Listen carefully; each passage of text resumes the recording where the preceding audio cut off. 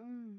Hi, Ah, you are ah, watching the ah, Late Night ah, Breakdown ooh, podcast yeah. with Phil Mhm, Foster and mhm, Glenn Lawrence. mhm. Welcome to another episode of the Late Night Breakdown podcast with my co-host Glenn Lawrence of Glenn Lawrence Presents. My name's Phil Foster. We got some crazy topics for this this Late Night Breakdown podcast. Glenn, how you doing, bro? I'm doing good, man. How you doing?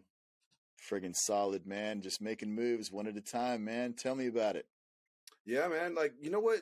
This episode is rather unique because we cover, here at the Late Night Breakdown podcast, we cover a wide variety of topics.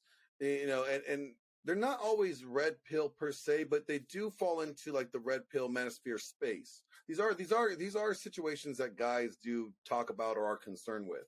Um, but the approach that we take sometimes might leave people a little shooken up. What would you say is like was the most interesting topic that we covered this episode? This episode, man, it would have to be the president of the red pill. I mean, get out of it. I mean, Yes, dude. Mr. Ricky Red Pill, Ricky Tiki Tavi, Oh, the Red Pill. man, dude. When you guys see that, man, you guys are going to be like scratching your heads just like Glenn and I have been for a week. Well, I mean, and here's the thing: like, this is not just a one and done episode with Ricky. Like, this thing is still developing. It's still Like, evolving. this is still. There may be many more clips of this. I mean, he might end up being a whole segment on the show, depending on how long he goes about this course. It's kind of like might have a message from the president, segment. yeah, that's it's when you look at it like that. I mean, it's like going and you get on your socials, man. You see the latest that the current president, the shenanigans he's pulled. It's I can already almost see us evolving You into know that. how like It's like it's like Saturday Night Live. You know how Alec Baldwin did like Donald Trump like almost every Saturday Night Live. Like they yeah. contracted him. It's gonna be like that. It's gonna be like a weekly or an episode of every episode you're gonna see one segment of the president. Yeah. Yeah, and it's gonna be that's and it's gonna be like, can you believe that the policies that are being pushed on us now? Yeah. Like, do you believe the shit that he's saying now? Yeah, man, you got to wonder, man. I just to coin yourself as the president of the red pill is something else. And then the content that you've put together with that, man, with Glenn Lawrence Presents. I think, dude, your skills, you got mad skills in that. But when you look at the content, it is so telling. He's definitely another politician. Oh yeah, that one is a good one. The one I think is probably gonna rub people the wrong way the most is probably gonna be the self-defense topic. Yeah, why do women think they can get away with this? Yeah. And it's just on principle, it's just on principle. Like, why do you think this is appropriate and that there should be no consequence? Like, and I don't want to get too much into it, but let's just say I'm expecting some hate mail. So you guys can hit me up with your hate mail at Glenn or glawrence at glennlawrence.info and you can send me all your hate mail. Yeah, don't definitely. send it to Phil Foster. I'll get it and I'll make a video clip of all the haters that you are. All your responses. Don't worry. I will definitely make a fun video of that. It's interesting. We did that piece on that, and I spent some time on TikTok occasionally, and it's amazing that it's like profile after profile. And so it's like, oh, where was this when we were working on that? It's amazing to me. And, maybe, you get enough hate that we do a follow-up segment and I've saved some of that content that it's really telling. So I think, it'll be good. Yeah. So, you know what, without further ado, I do have a message from, a very well-known TV doctor. Oh, yeah. And he just got a retirement, and I had the luxury of doing a one-on-one interview with him. Beautiful. So how about we get into that? Let's do that. All right, guys, enjoy this. You're going to really appreciate this live exclusive interview with a very famous TV personality. Enjoy. Enjoy. What's going on, everybody? I got a special interview with a very special guest. You have seen him on TV. You have heard him give advice. He brought you the Cashmere Shy. How about that, girl? All right. And so without further ado, let's welcome Dr. Phil. Oh, hey, Glenn Lawrence. Dr. Phil, thank you for coming on the Late Night Breakdown podcast. How are you doing this evening? You know, it's a pleasure. Thank you for having me on. I'm doing great. How about yourself? You doing good? Good. Great. Let's get right into the interview, shall we? Let's do this interview. I've been anticipating this. I've had a lot of free time lately, so let's do it. So, question number one. What happened? Where have you been? Your show kind of seems canceled. Did it have anything to do with Rollo Tomasi? Oh, the show. Yes, it did. Yes, it did. He definitely had a lot to do with it. I look like a fool, and he made a fool out of me because he's smarter than me in the intersexual dynamics thing. Oh wait, I learned some the hard way. So what is going to be the next thing that we see Dr. Phil doing? Well, that's a very good question there, young man.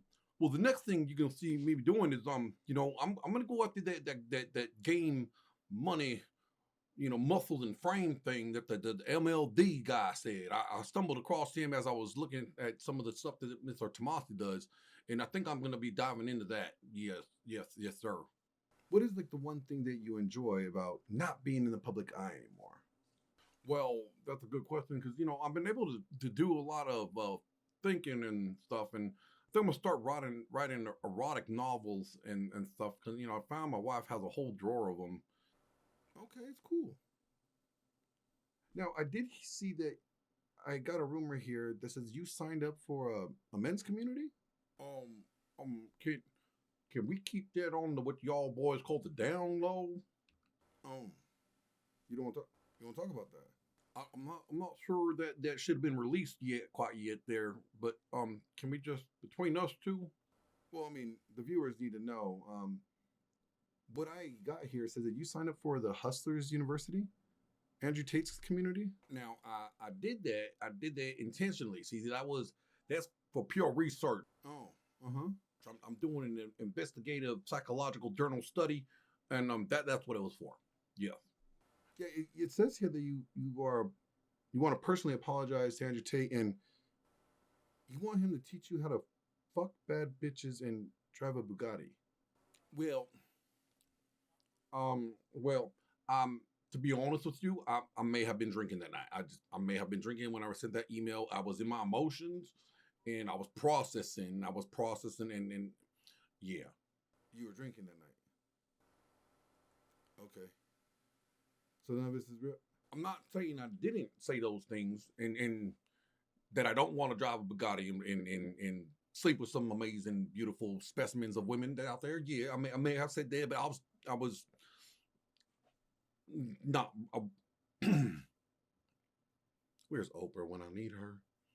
Well, I mean, I hope you the best. Yeah, Mr. Lawrence. Before you go, I got a question. Are you in the need of a well vetted television doctor on your show? Because I could help you out with some things. I got a lot of free time over here now. That things have changed. Oh, on this show?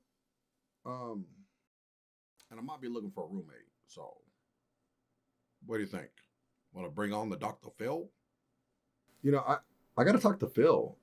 Because we already have a Phil on here, and adding a Dr. Phil on here, I'm not really sure, but let my people get with your people, and then we'll be talking, and then when we figure it all out, we'll let you know. Okay, I'll be ready. I'll be here. All right. I'll be here. Well, thank you, Dr. Phil, for coming on. You have a good day. You too. Bye, people.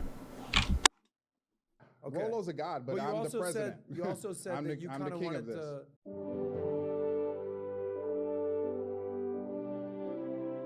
This campaign ad is bought and paid for by Ricky Red Pill for President of the Red Pill 2024.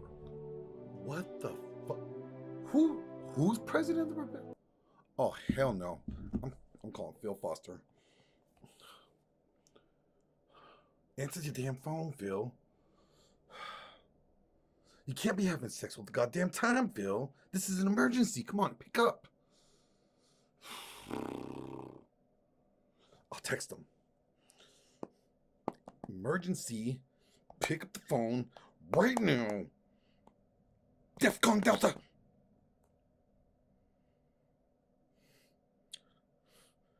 Zoom link. Yes, I'll send him a Zoom link.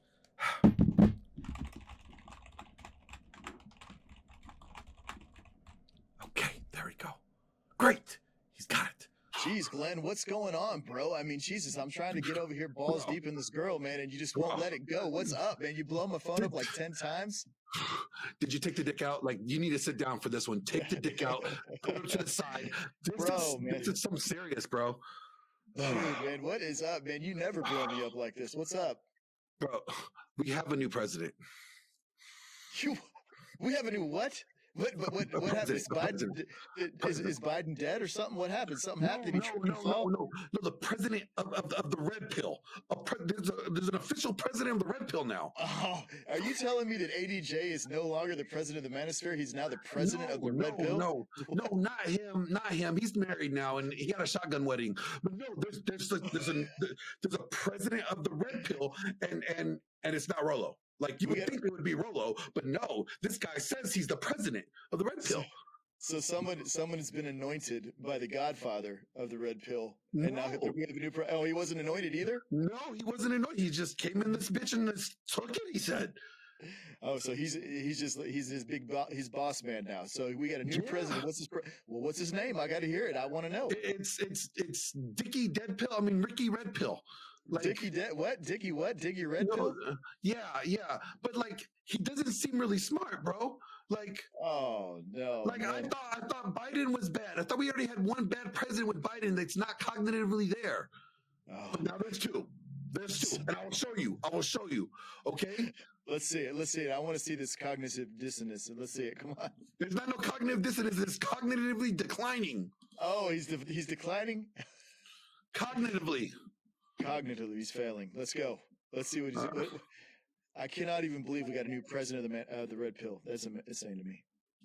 Yeah, it's really bad, dude. It's really, really bad. Like, I'm scared. I think everybody should be scared, and it's a concern. Hide your kids. Here we go. You're asking if he's written a book. Did you write any? We have two books coming. We're brand new. We have two books coming. Okay. One is called The Ricorian Volume 1, and I don't know the name of the next one. So you say that you made these facts, but you started not too long ago. No, we just started putting our information out in September 1st. We've been doing this for years. I've been red pill since college. Are you married too? Married? Yeah. No, I'm divorced. 3 kids by my ex-wife. Oh, yeah. But wouldn't you be in that category of Elon and the others? Would I be in that category of richest men in the world? I mean, would you say like have similar women issues because you're divorced? Yes, because that's the problem. Our women are being hurt, so our men are being hurt. Hurt people hurt people. Our women are hurting the men because our women are being abused. But how do you know that your views are correct if you're not? They're fact. My. He looks like another politician for sure.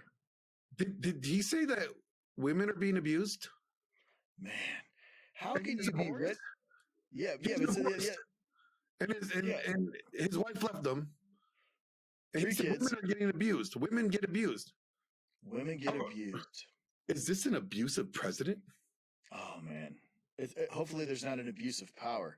Glenn, I got to wonder though. He said something there that caught my attention. He said he's been red pill since college, but he's divorced with 3 kids. Yeah. How old is this president? Well, he says in the video 51. He's 51 years old. So man, he's been. I mean, if you think about it, let's say he went to college late, right? Let's say 30, right? 51. That's 21 years of being red pilled. Man, where was I when that? That's as long as Rolo, if not longer. Yeah, that's insane. I don't even think there was a red pill 21 years ago. Well, there was. It just wasn't the name called the red pill yet. 21 years ago. Like so suave or whatever. You know, a message. It was just forums. But Yeah, dude, it sharing gets notes. worse. We have scientific research. We use scientific methods. But if you're using scientific research, why are you not like married with kids? I guess, and like Because I lost my wife to the same thing that everybody else is losing their wife to. And what's that? gotcha. But if you implement these The laws, system. shouldn't you have a The wife? system. Want to be Kim Kardashian, this and that, too many guys in her DM, all the regular bullshit that every other man's dealing. So you mentioned you got divorced. What would you do differently knowing now what you know? Good question. Nothing. Here's the problem. Here, I wasn't perfect. I'm not saying that. Yeah. She was uneducated on what we now know as researchers. We now know that. Let's see. Let me give you a good example so you really get this. Yeah, what's the most important research that you found? There's out? so many. But while you so were what's the most researching all important, these though? years, didn't you like include her or like let her know what you were? We weren't together. researching? I've been single I've been outside of that relationship for 3 to 4 years, almost 4 years now. But you said you were doing this prior. I was red pill, but I wasn't this masterful. It takes time. Men don't reach their peak till later. Correct. Women peak at 22. Men peak at 41. Right? Women. I'm 41. Wow. Women- I mean, women- I'm peeking right now. Sneaky peeky up in here. Women All right. wall at 32. Men wall at 51. It's Wow. just what it And is. you just so happen to be Interesting. 51, Ricky. I'm walled, Oh. bro. Okay. I'm not getting no better than this. Wow. Thank God I made it to the top. Bro. Man, let me tell you, this is the new president of the red pill. Self-proclaimed president. Yeah, it's a prophet. I got a question. Yeah, let's go. Where did it say that there's a wall for men at 51? Has that ever been? I didn't know that I was gonna. Man, I'm in trouble, man, because I'm middle-aged, man. There's no wall for men. Oh, I thought I just kept growing and going, and you never arrived. There's no wall for men, because why? If you're a high value man and you're on top of your game and your value keeps on growing, guess what? I know guys in their 60s banging 20-year-olds. So apparently there's obviously no wall, right? Yeah. Right. Dude, what the? Now I understand the phone calls and text messages and Do telegrams. you see this shit? Do you see the shit? Do you see the shit? Bro. Okay, do you see how bad this shit is? Like, Yeah, we're in for a world of hurt, man. like his wife is kidnapped by Agent Smith. By Agent Smith from the Matrix. Okay? Like his wife I realized that his wife didn't leave him. The system got her. Yeah, the system AKA got the her. Matrix. The Kim Kardashians and you know the Instagram pics, they snatched her up through her phone. Yeah, and then he said that they've been separated for 3 or 4 years. So that and that girl really nailed him, right? She said what?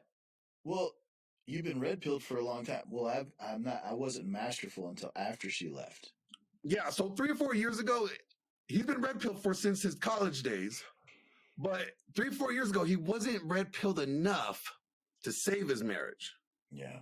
But now he can save your marriage and your marriage and your marriage. Let me tell you something, man. That's 3 or 4 years of experience. I would call that a noob in this space. I mean, and I do not know everything by all means, and I've been at it for a little while. And it's interesting though that he does validate one thing: most men find the red pill through what? Trauma. Yeah. I bet you losing those 3 kids and going through that divorce hurt. Yeah, but But I don't know. If you were red pill and handling your business, Here's the why thing. would you get divorced? Why would Exactly. guys be up in your girls' DMs? Here's the thing. Maybe what it is like his frame was just not attractive enough to keep his wife wanting to be in his frame. And she Could've been those saw glasses. another frame more attractive, or maybe she thought her own frame would be more attractive than his frame. Therefore, she said, deuces, Ricardo, I'm out of here, adios, right? And he blames it on the red or the Matrix. Yeah, that's interesting. There's that's the first step in being red pilled is owning your shit. He didn't own it. He didn't own it. No, He he said, definitely. look, I'm not saying I'm perfect or anything, but like she just wasn't educated in what we know. You Yeah. know, and you know what? I wasn't able to teach her yet because I wasn't masterful yet. Well, doesn't that kind of go against the advice of the red pill not to red pill your women?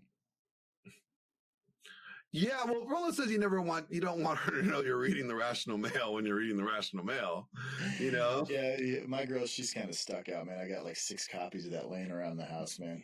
My girl read the Rational Mail and she's like, yeah. Yeah, it's pretty screwed. Yeah. Yeah.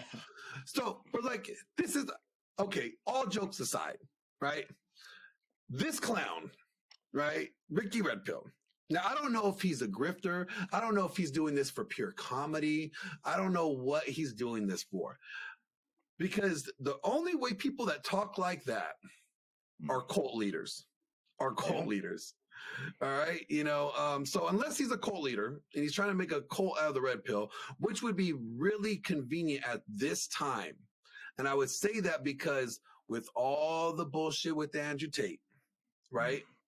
That's already a black guy. Now we have a black guy. See how I went from black guy to black guy? You know, creating this cult-like environment, saying that there's laws in the red pill. The red pill is a praxeology. Yeah. You know, can you explain what a praxeology is for the people in the back? You know, praxeology, man, is really simple. I mean, it's, you know, several things that go into a praxeology, but it's an idea or thought process. It's not a way to live your life. You take what applies to you and let the rest of it go. There is no, if you do it this way, you're going to get this outcome. It's a set of ideas. It's a collective group of people that have actually gotten together and said, these are my experiences. Try it this way next time, bro. Hey, I tried it that way and it worked great. Let's try it. Let the next gentleman try it. But a praxeology is basically looking at things through a lens of not following a certain prescription, but a set of ideas. It's basically like a thing that's written in paper or in pencil. Yeah. Nothing's concrete. Everything's subject to change. As things change, the methods change, right? The praxeology changes. It adapts as it needs to, right? Yeah. But it's not something fixed or a prescription. It's not a law. Yeah, there is no rules. It's what applies, you apply to your life, and the rest of it let go. Why would you think we would need like a president or some type of authority figure in the space where it's just information sharing? I don't think that we do, to be honest with you. I think it's just like bureaucracy in Washington, man. We got another politician now. Look what happened with the manosphere. We ended up with a president, and where'd that end up? You know, and so you got to look at what you know, these things run it. I'm just saying, you know, these things run in cycles. So with the vacuum with Andrew and Tristan and their unfortunate circumstances that they're dealing with right now, there's a vacuum in there. And so you're going to have gents like this that are going to step up and say, hey, you know, this is the way, and this is how you do it. And oh, by the way, I've been doing this since college, but oh, by the way, I was only divorced 3 or 4 years ago. See how that doesn't line up? Yeah. It doesn't. Now, he said to her that I wasn't practicing it. He just was red-pilled. He wasn't. He wasn't practicing it. But let me tell you something. On the flip side of that coin, Glenn, before I pass this back to you, is some dudes do come into the red pill with traumas or difficulties in their lives, and they straighten themselves out, and they discover that the women that they're with are 100% not on their level or deserve to even be in their presence, and they do get divorced. But I don't think this is the case with him. So, yes, you can become red pilled and go through divorce. Yeah. Been there, done that. I get the merit badge for that. Your divorce could put you into the red pill like it did me. Yeah. I mean, so, you know, but I think that, you know, it's suspect in my opinion. I mean, you know, we don't need a president. We need more gentlemen with a congruent message on what is actionable and what works to help men in situations to improve their status or station in life and get past where they're at and move forward.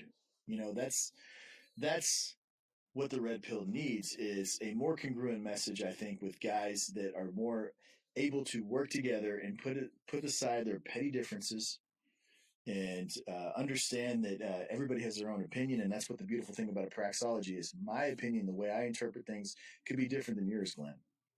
Yeah, I think there's one thing that this, like, it does bring up, though, when I think about it. Like, you know, we don't need a leader of anything, okay? Like, I don't think we need a leader at all. No leader.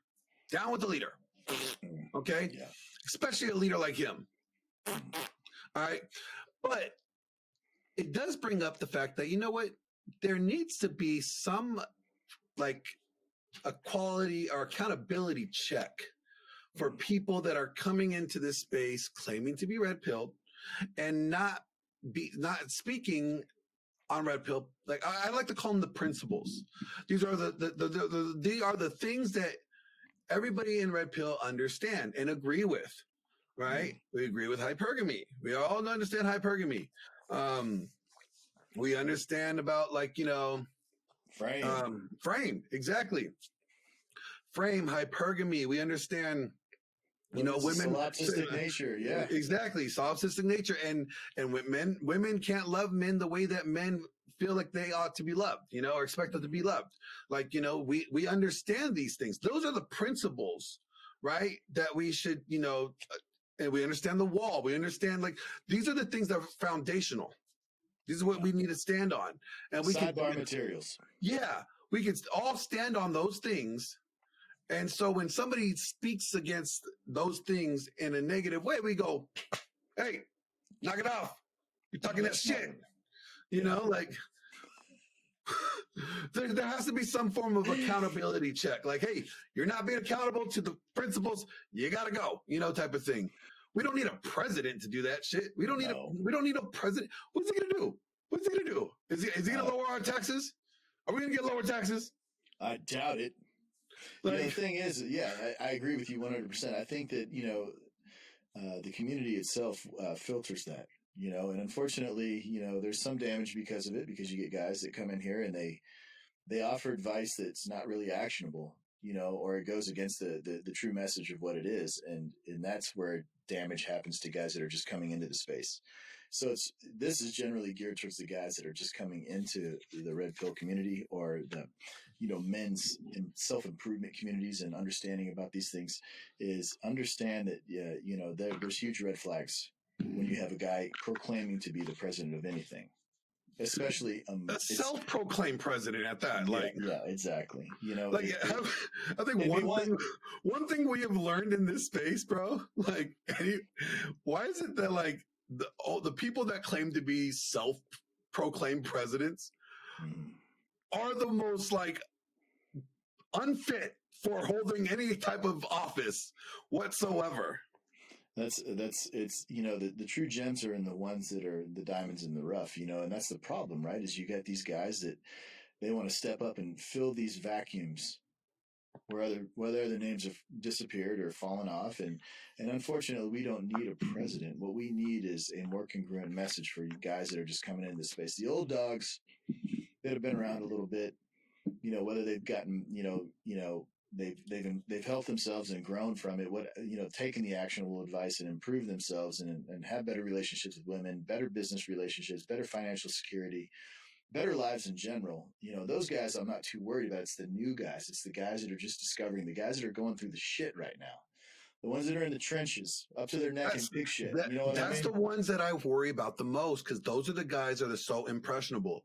Okay, they're just been zeroed out. They're spiraling down. They're looking for something to grasp on that they could hold them. You know, that doesn't let them go all the way down the drain. And it's like the red pill is that thing that, like, okay, I see truth here. This is more truth than the lies that I was told. I'm holding on to this. This is all I got right now. And then you got idiots like him. Yeah. You got idiots like him telling them a false truth that's only going to cause them to fall and spiral down even further. It may not even recover.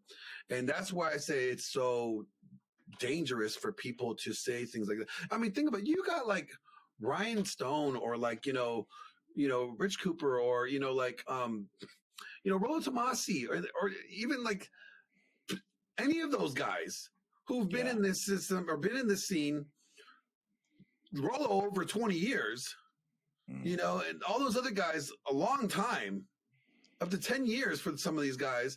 And it's like none of them are saying I'm the president of this space. Yeah. None of them are trying to, because there's no authority. There's no need for authority. It's information. They aren't chasing clout. They're chasing the They're truth. too busy working on people. They're too busy working and helping people. Yeah. And that's the thing, right? Is when you have guys like this that come along and they fill that vacuum, I mean, it's detrimental to the situation, because the young guys, once again, I can't say that enough. I think that, when you have guys like bigger names that have been in this space for many, many years, and they aren't self-proclaimed anything, but just guys, that tells you where their intentions lie. They're genuine.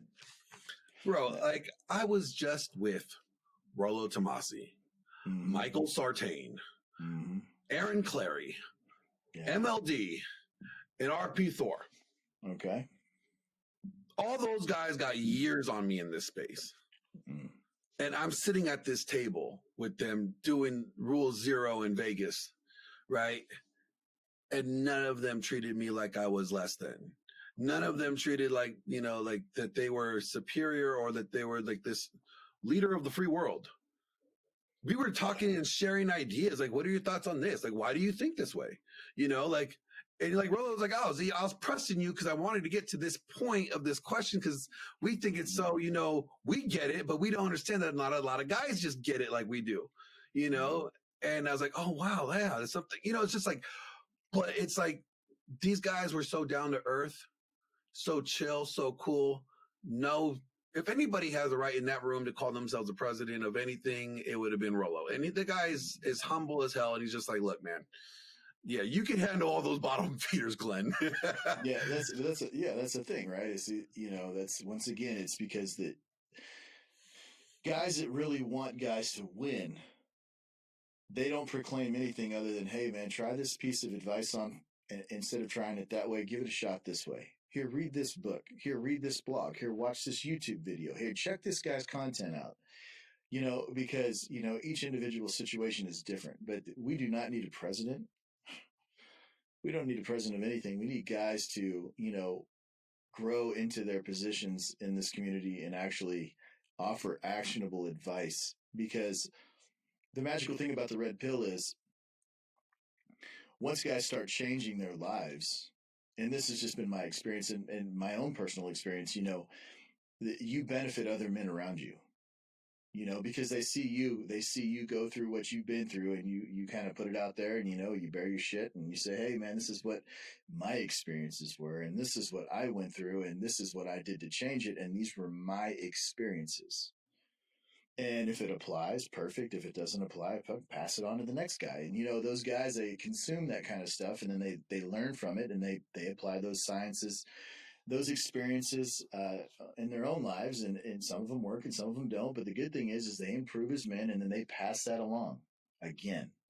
And so why do you need a president to do that? You don't need anything other than guys taking the information, applying the knowledge and information given to them, and improving their life, and then passing it on to the next man. That's how the red pill will survive to the end of time, with men giving other men actionable advice that actually does something to improve their station status or perception of themselves in this world. Yeah, no, absolutely. I have one more thing I want to show you. Yeah, one more thing before we wrap it up. Okay, I'm sorry, I got to do this. I really do. He is the self-proclaimed president of the red pill, right? Yeah. So you would think like he has red pilled some people, right? Okay, let's see. I don't do that. But I guess my question, let me be direct with you, Ricky. Yes. How many men, Mm-hmm. I'm not talking about your YouTube channel, because you just started that 3 That's months nothing ago. yet. It's doing Yeah. great. Yeah. How many men have you red pilled? Meaning, have you exposed to the truth and said, hey, brother, this is how you have thought? This is the new way of thinking? How many men has that been?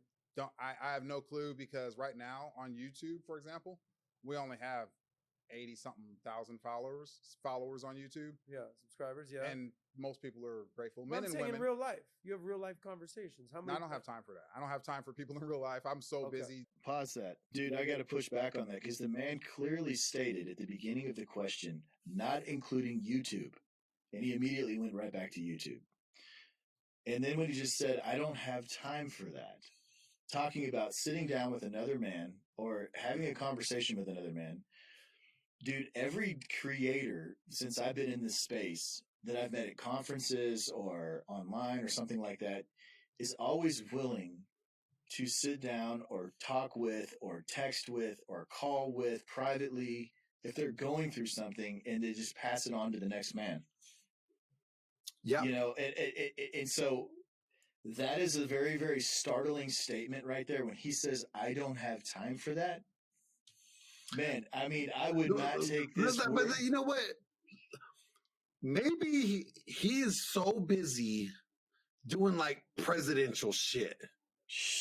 Can we just wait and find out? Maybe there's a legitimate like excuse, right? Okay. Maybe he's like running a coaching class to coach other red pill guys, to coach newer red pill guys. You know what I'm saying? Like, let's just find out. Let's find out. I don't have time for people in real life. I'm so busy doing this research and focused on my purpose. Okay. We're not, see, those shorts are just a small part. I have a late show coming out, late night, or Red Pill Tonight with Ricky Red Pill, right? We have a podcast that is a freaking game show. It's magnificent. Yeah, but I'm just talking.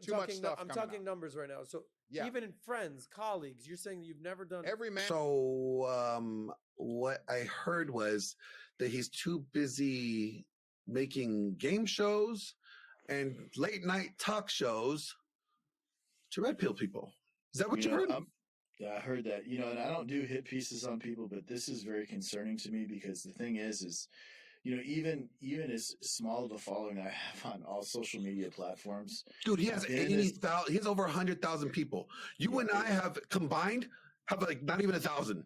All right. Yeah, and that's the thing though. But you know, I've been around long enough, and I've got some of the bigger names that follow me, and I don't have a big following, but that's what's concerning to me is when I don't have time to sit down or just chat with another guy. If somebody hits me up on Twitter, I take the time to talk to them. I don't give a shit. Instagram, you message me on YouTube or Facebook, I don't care. I'm a message you back. I got time because it's the difference between. Yep, and that's exactly how I feel. And then, or taking one little piece of information that I might have inside about, hey man, slow it down. Let's think about this for a second. Let's problem solve this together. I don't know you from Adam, but let's see where we can go here. That is dangerous for the red pill. Yeah.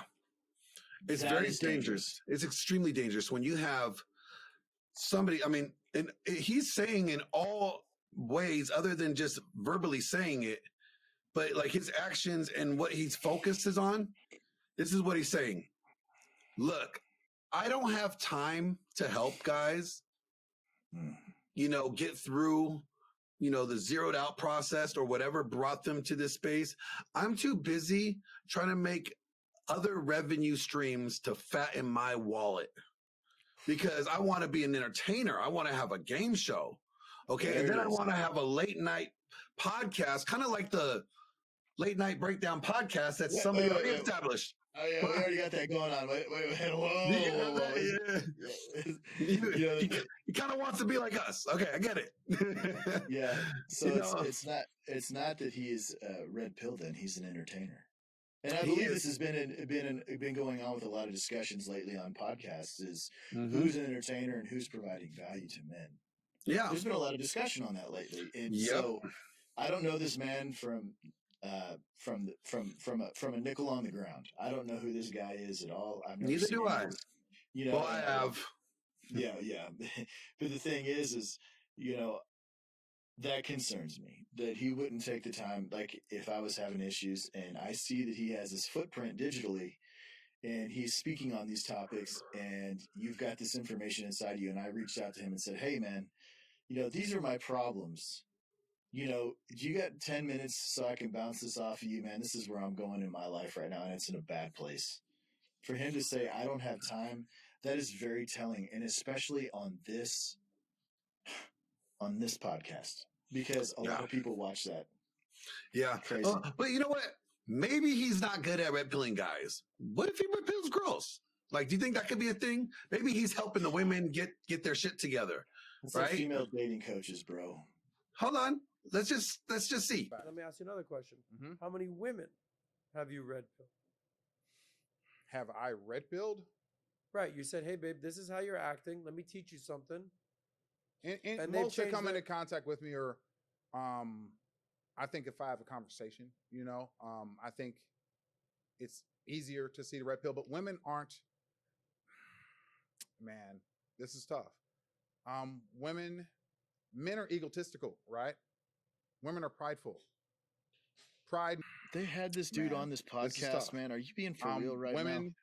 Men serious. I'm going to spare us, okay? Like, one, the reason why you don't have to red pill women is because they already know the red pill. They already know. They know it without knowing what it's called, okay? Oh my God. Dude, that dude literally, as a president, he literally committed political suicide right there on that podcast. Yeah. I mean, because any guy that is like literally consuming content and trying to improve himself or trying to get out of the friggin' pig shit, and trying to claw his way out of the hole he's found himself in, is looking to a guy that says, I ain't got time to help men. Oh man. I mean, he said it right there. And I know. I just, where's the actionable advice? A game show, okay, that's great and all, but well, maybe there'll be some actionable advice. I guess I'll need to tune in, find them, and there's more actionable advice on the Late Night Breakdown podcast, in between all our jokes and shit, than this guy ever gives. Like, dude, this dude is no joke though, man. That's concerning. It concerns me. It concerns me for the men's community. It concerns me for MRAs. It concerns me for everybody, because this is a reckless thing right here, because this is more about collecting dollars for entertainment value in a specific space. This isn't necessarily, because here's the thing, to proclaim yourself the president of the red pill, the answer should have been, I've been to multiple conferences and I've sat down across the table with so many men I can't even keep count that have improved their lives through the information I've given them. Hey, isn't that something that like Phil Foster has done? Man, because I think you've been to multiple conferences. I think you've spoken to multiple men that you don't even know the number of. Kind of like, just like Rolo. Rolo has done like far more, but yeah, that's something that a real person that's a leader you would do. Yeah, man. That's careful with this one, guys. That's all I'm going to say. I don't know him from Adam and Eve. I just don't know. You know what I mean? But just, based on what I've seen here, that's concerning. You know what? I say, President, order arms. Nah, fuck that. 21 guns will shoot you. Yeah, man. It's just like, you just understand that, that's the thing about the savageness of the red pill community is they're quick to sniff out the bullshit and call you to the carpet. So my advice to this gentleman would be to be prepared, because that was more of a friendlier setting. When you really start talking red pill information and you're giving the wrong kinds of information and you're more about entertainment, expect some pushback from people that have been doing this for some time and helping men and give a shit. Yeah, especially the guys that have been there that almost wouldn't be here if it wasn't for the red pill. And you are literally shitting on them because, man, you're throwing a whole lot of mess out there. And it's not like this space needs any more crazies and stupids, Yeah. So we got enough of that. So you know what? I just say no president. Let's just move on. And if we see him, I'm gonna hit him with the rational mail. Yeah, man. Maybe he'll once he really gets rolling, he'll have like a PO box or something like that. I'll go ahead and buy a copy of Rolo's book and mail it to him. Yeah. Or like, I don't know. Maybe we should like put like the rational mail on audio on all his streaming services. So every time he's like, maybe he's at the gym, he's listening to music, and it turns over to the Rational Mail. And then, and he turns on his car and his radio turns on to the Rational Mail. We just like hack all his stuff to make it's all Rational Mail, played. That way, like, he ends up learning something, maybe. Yeah, maybe. That's the thing is the first part about Red Pill is helping your fellow man, dude. That's the thing. That's crazy. Yep. Well, that's it for this episode of Watch Out for the Crazy President that thinks he's the president of the Red Pill. That's really not the president of the Red Pill. That doesn't really know nothing about the Red Pill. This episode. Yeah, it's another episode of the Late Night Breakdown podcast for sure, man. This is a good one, man. I'm glad you blew me up, Glenn. You can check out Glenn Lawrence at Glenn Lawrence Presents. He's got all your video editing needs. You can find me at Phil Foster Fitness at philfosterfitness.com and Phil Foster _ on all social platforms. Seek out Glenn Lawrence Presents on all social platforms for coaching calls and for video editing. And guys, yes, and also reach out to Phil Foster Fitness, because although Phil Foster and Phil Foster Growthcast and Phil Foster Fitness are the same person, but you can get your coaching and your fitness coaching at a one-stop shop. So, boom. Bada bing, bada boom, get it done. Get it done, man. All right, guys. Peace. Take care.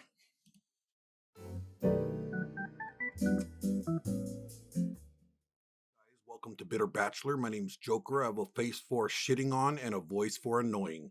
On today's episode, I just want to talk about Rollo Tomasi and Paul from Come On Man podcast. Okay, you assholes are being real dicks to guys like me trying to go my own way. Okay, I'm trying to go my own way, not your way. Okay, my way. Okay, and just because my way means I'm living at my mom's garage still, and I'm 56. Doesn't mean anything. Okay, it saves a lot more money on insurance. Yeah, think about it. And you know what? Just because I choose to opt out of the sexual marketplace doesn't mean anything. Doesn't mean I'm coping.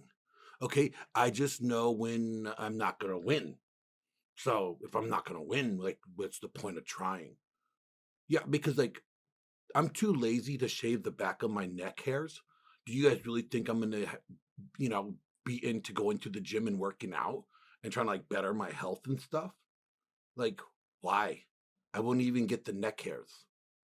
Like, and you think like, oh, going to the gym, improving my life, trying to look like what? To look good for women? No, I get it. You say like women are the benefit of improving my life, but why would I need to? Mom still makes me sandwiches. So, yeah. Yes, I get it. I get mad every time the hot girl at the cash register never smiles or waves back at me. But you know what? That older gal, the fat one, yeah, Stacy, with the one with the tooth, yeah, she always waves at me. Okay, so I have options. I just choose not to, act on them because I'm waiting for that sexy bitch over there that never wants to acknowledge me just to say hi. And the day that happens, then maybe I'll think about getting back into the sexual marketplace. So, for you guys out there like me who don't want to get into the sexual marketplace because you're just like, what's the point if you're going to lose? Right? Like, it's just too much work to try to improve your life. Like, what do? Well, we could do our circle jerk still, okay? And we could also, like, do all these crazy memes and talk shit on other people's channels. Like, we don't have a whole lot of other things to do with our time. And and another thing, when it comes to sex, like, if you really want to invest your money into something, you can invest in your sex robot 10,000. Like, I got one. She's under my bed right now because, mom still makes my bed. And, I plug her in, and she does all the things that the porn stars do.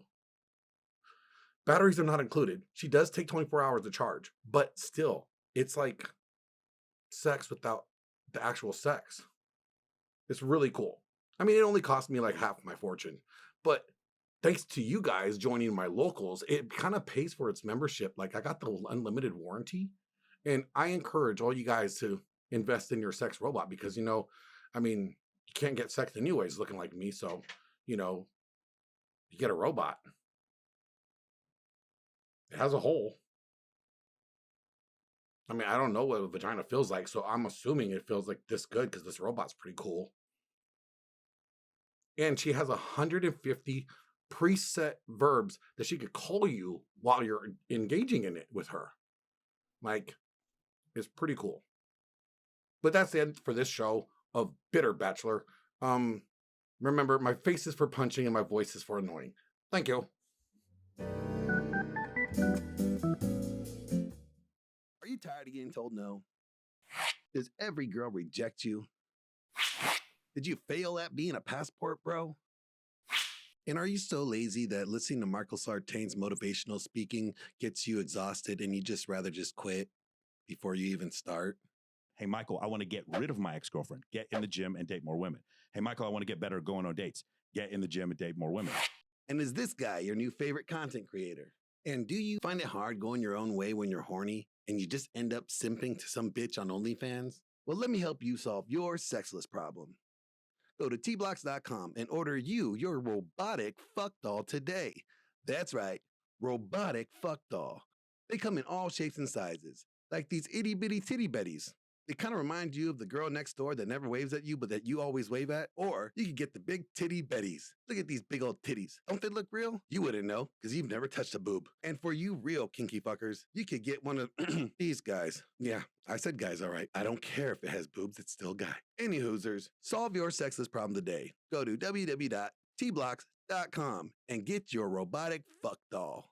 And to save yourself a little money, make sure you use my hashtag, Bitter Bachelor. That's right, Bitter Bachelor 24.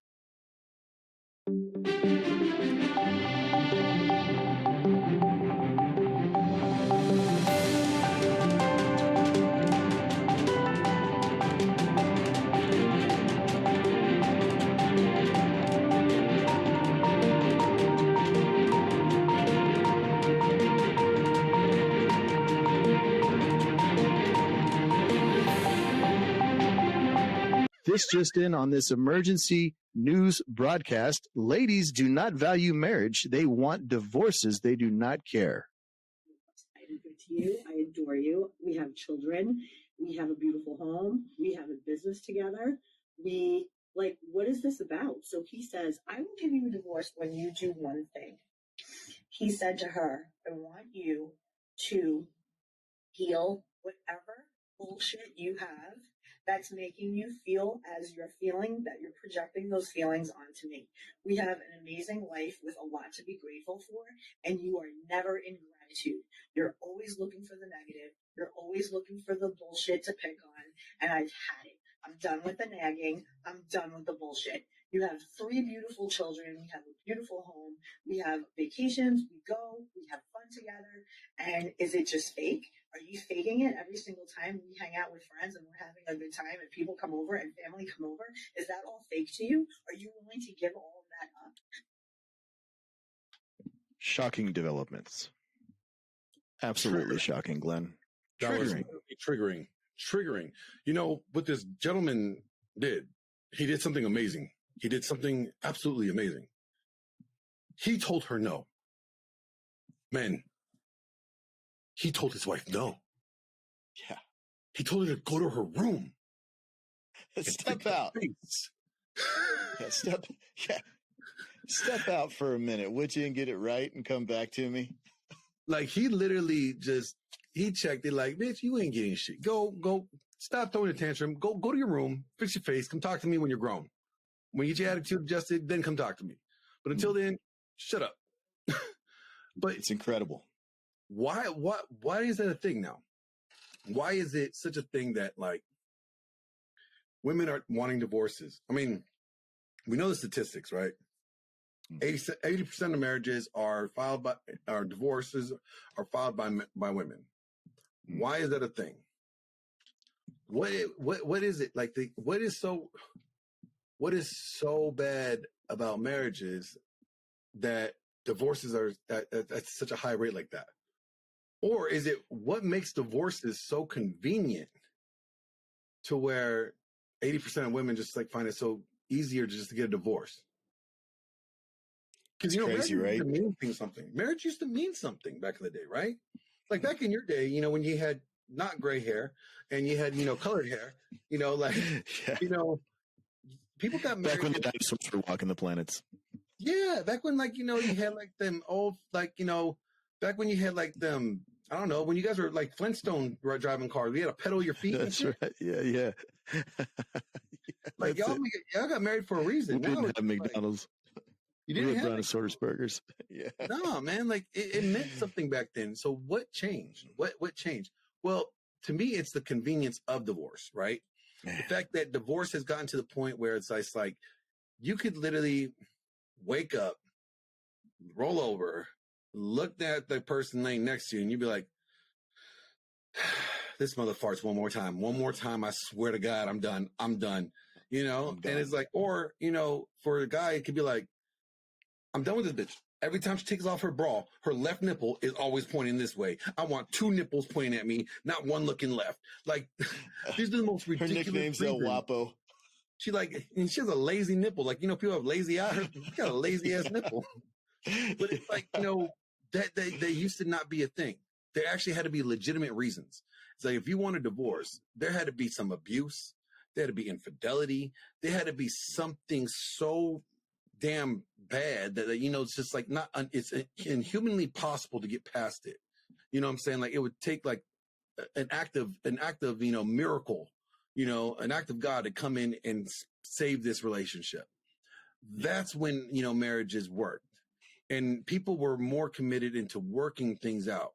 Now, when you make it to where everything is so convenient, where you just like could do a drive-through a divorce, like you just go drive through and get dinner at a fast food restaurant. It's like divorces are just like every other day. Like, oh, so-and-so got divorced. Before, it used to be like a big shocker, right? Like, oh my God, they got divorced.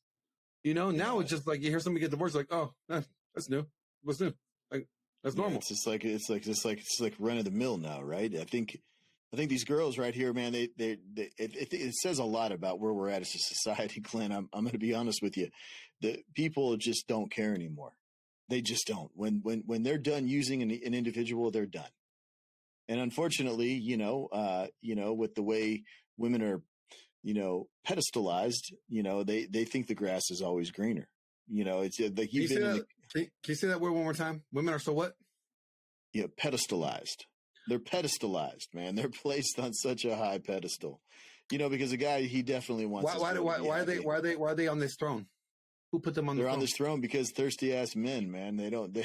Men don't understand that these girls, they do not respect the reward or the hard work. They just stand at the finish line and wait to pick up the pieces. So the thing is these pedestals that they're placed on, these thirsty men on social media, validating them and all this stuff. I think that girls inherently, I want to believe that people are good, but it just seems like as we're like a demoralized society, Glenn, and it's really sad, because I mean, like this gentleman here that this gal that therapist was talking about, she said, what? He said, no, you're faking it when our friends come over, our family comes over, you got 3 beautiful kids, you got all these things, it's all good, but then you're putting on this act. And I think that's the primary problem, is and it's too convenient, like you said as well. And they stand to win. I mean, they don't have to lose. They never lose. So it's like, if they're never going to lose, like, I mean, they already have, like, the deck is stacked against men in divorce as it is. But see, like, and here's the thing, like, I don't even fault women for the deck being stacked against men. And that's it. Because men are the one that decked against themselves.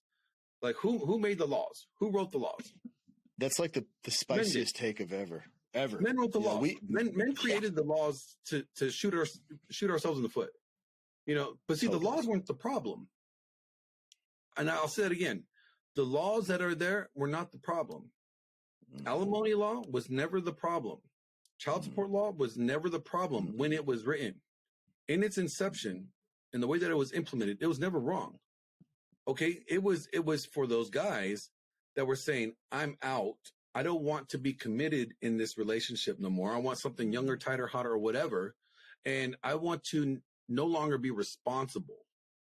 And so these laws were put in place to hold people accountable to their failure of the commitment that they made originally. So I love the laws. I like the laws because that made men accountable. Hey, you agreed to this, buddy, so you got to stick to this.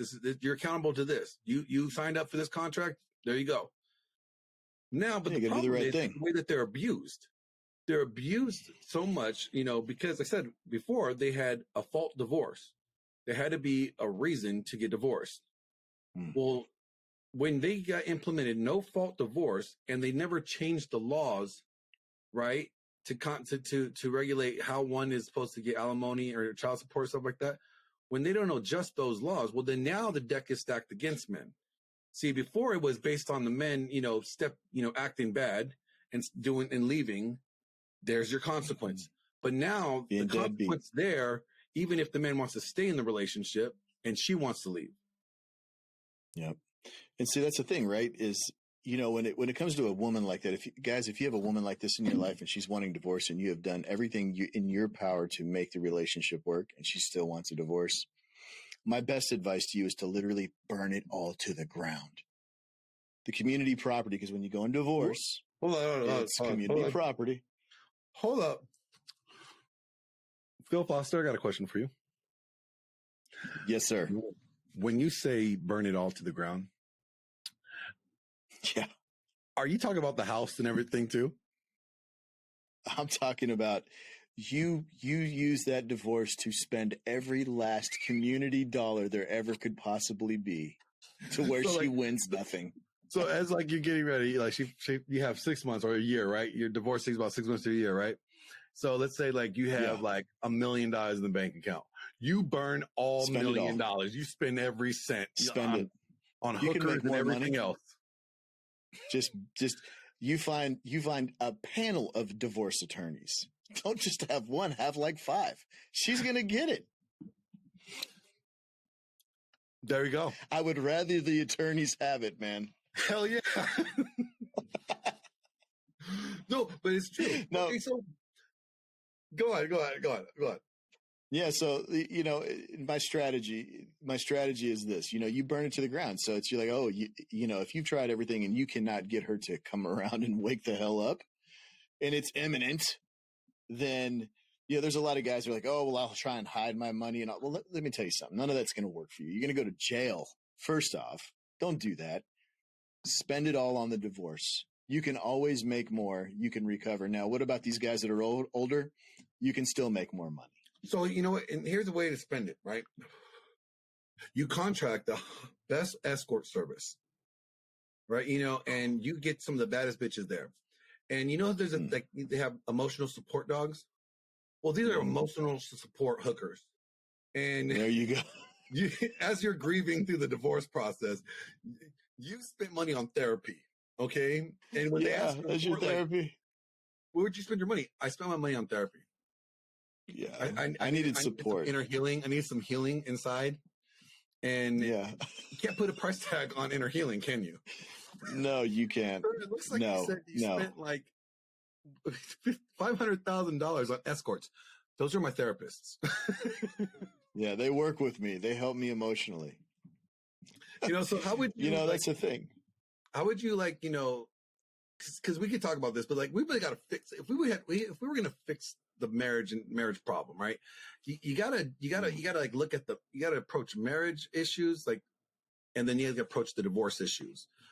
Would you have a criteria? If you were the president of the United States and you could make an executive order, right now on marriage and divorce, what would you do? What would be your immediate act on approach on how you would, fix this issue? So my bill, yeah. So President for marriage. Foster.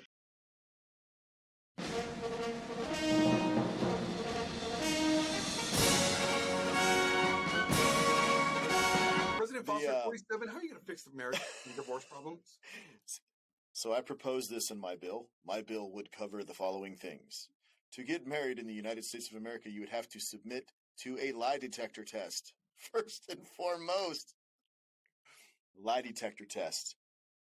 If you got through the lie detector test, the next step would be you would have to go and do, you guys all remember that show Naked and Afraid, where they would go out to some remote area with no clothes and survive for 2 or 3 weeks.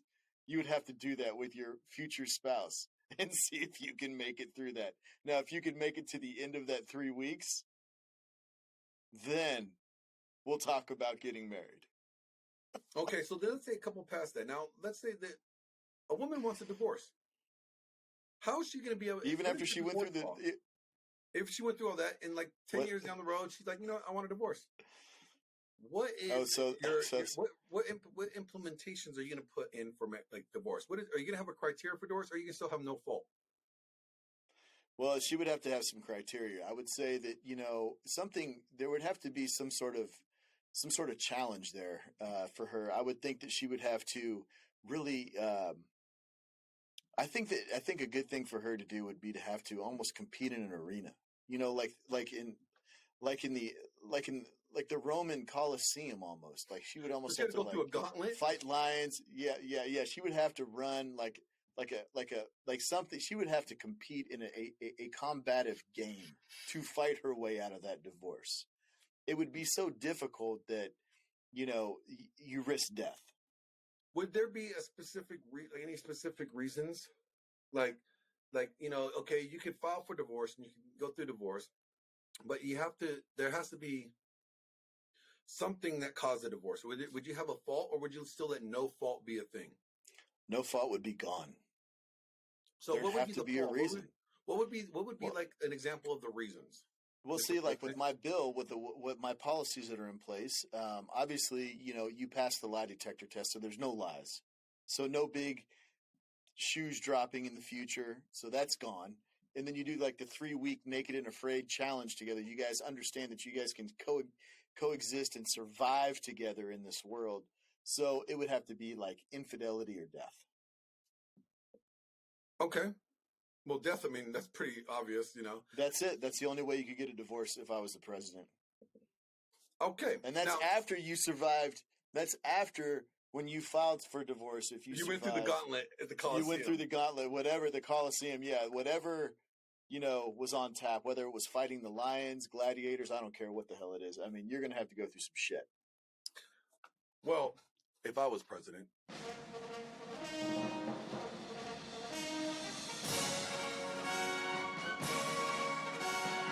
President Lawrence. The way I would address this problem is simple. 1, you're not allowed to get married unless you pass the lie detector test.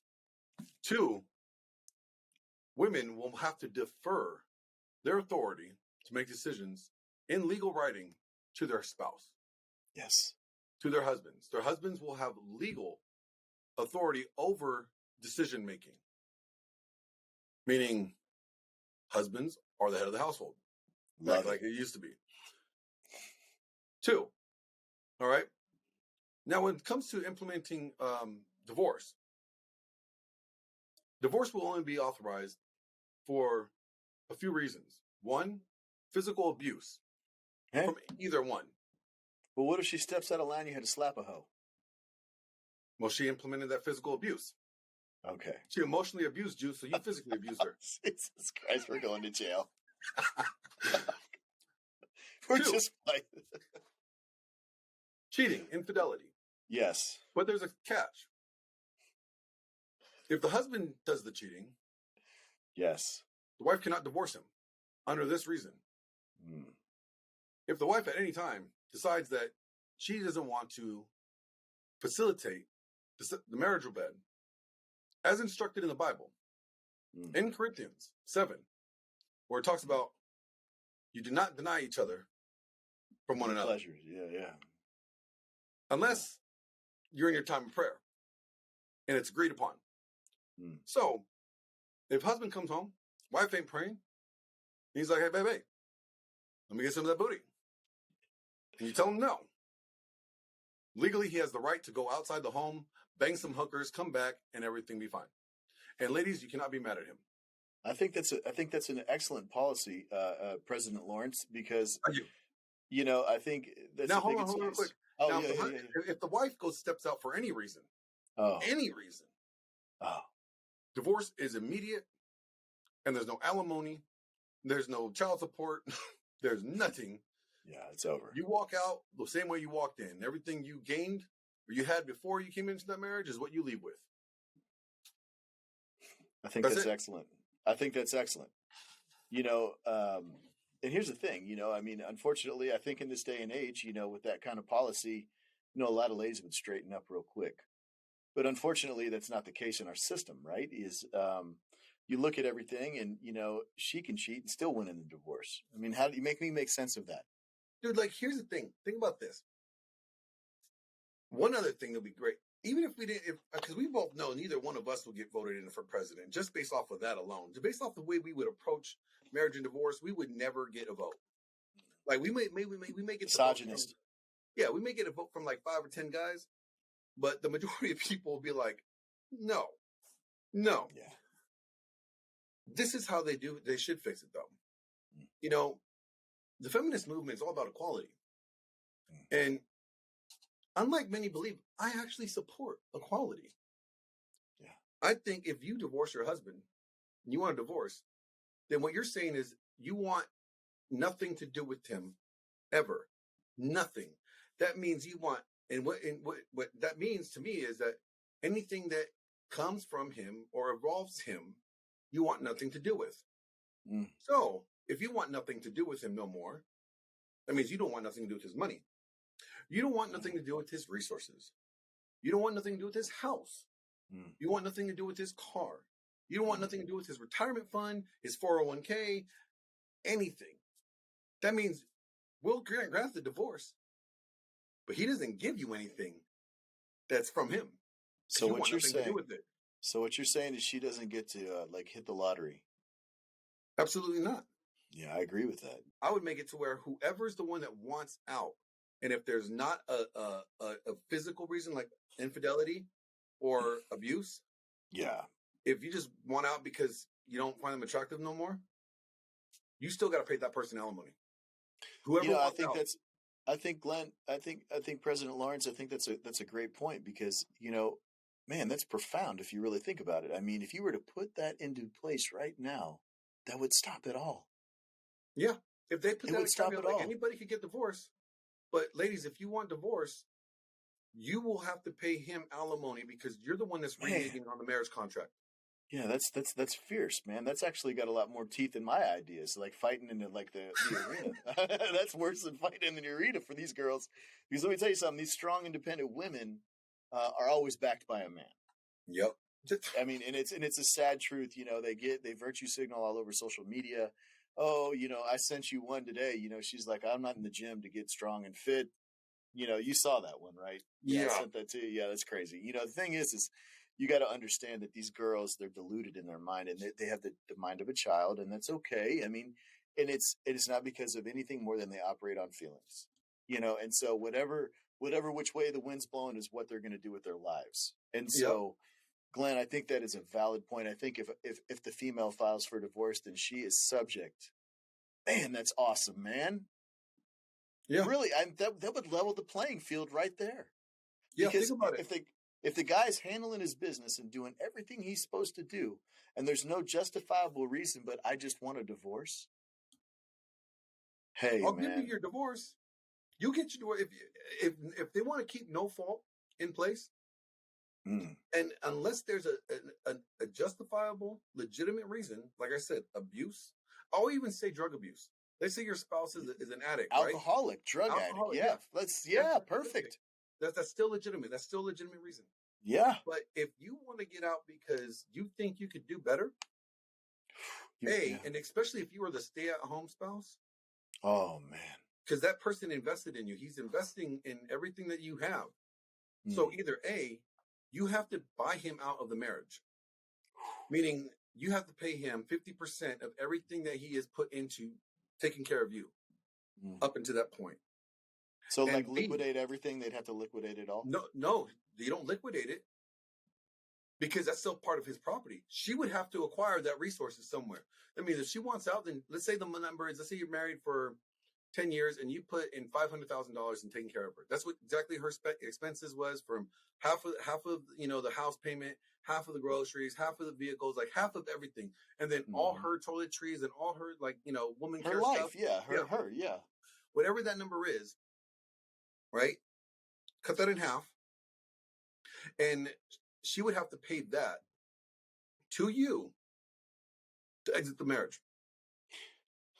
You know, I think that's actually something good, Glenn, that you could even touch on right now. Is that's probably a good worksheet for a guy to sit down and do, anyways, with a guy he's married, a girl he's married to. Because I'm going to be honest with you. I did a worksheet. We did a spreadsheet like that to see where all the money went, and it's shocking, bro. You're probably like, I'm like, dude, like expensive, like this.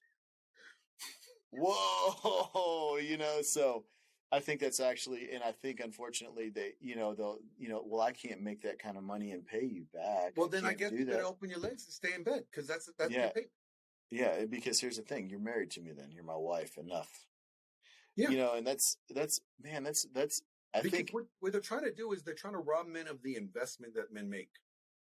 See, when men take on a wife, and when men are the providers and the ones that are, she doesn't have to work. She has a very nice life to where she gets to live comfortably. If she wants to work, it's because she wants to do it for, just that's her thing. Yeah, it's just because it's not a necessity. And, he gives her everything that she needs and access to the resources, whatever, so she could go shopping whenever she wants.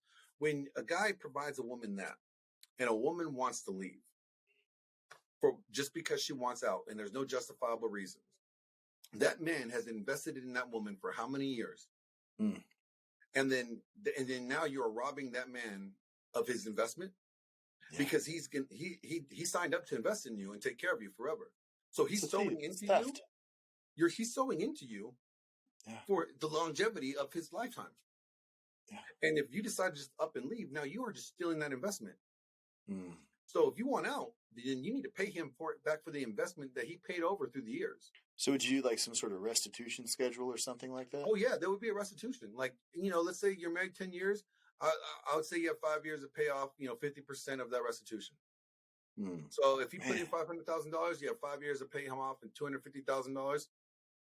And if not, then you'll be penalized. You can face jail time. It's just kind of like back taxes or something crazy. Yeah, or you can pay it all up front and then be done with it. But I wouldn't make it so easy. I would not make, like, if no fault implemented, like there'll be a cause, there'll be applause. Cause, it's like, okay, you can get divorced for any reason, and the only reason why you don't get penalized for exiting out of the contract agreement that you made is if there's abuse, if there's drug abuse, or if your female wife cheated. Man, any other here's reason, the thing. Yeah, has to be a tax. You get taxed on it. Yes, it's over. It's over. It'd stop it all. That's I think about that now, man. I think about the investment that I made, in both marriages that I've had, and I'm like, whoa, I think the money is gone and it'll never come back. It's over.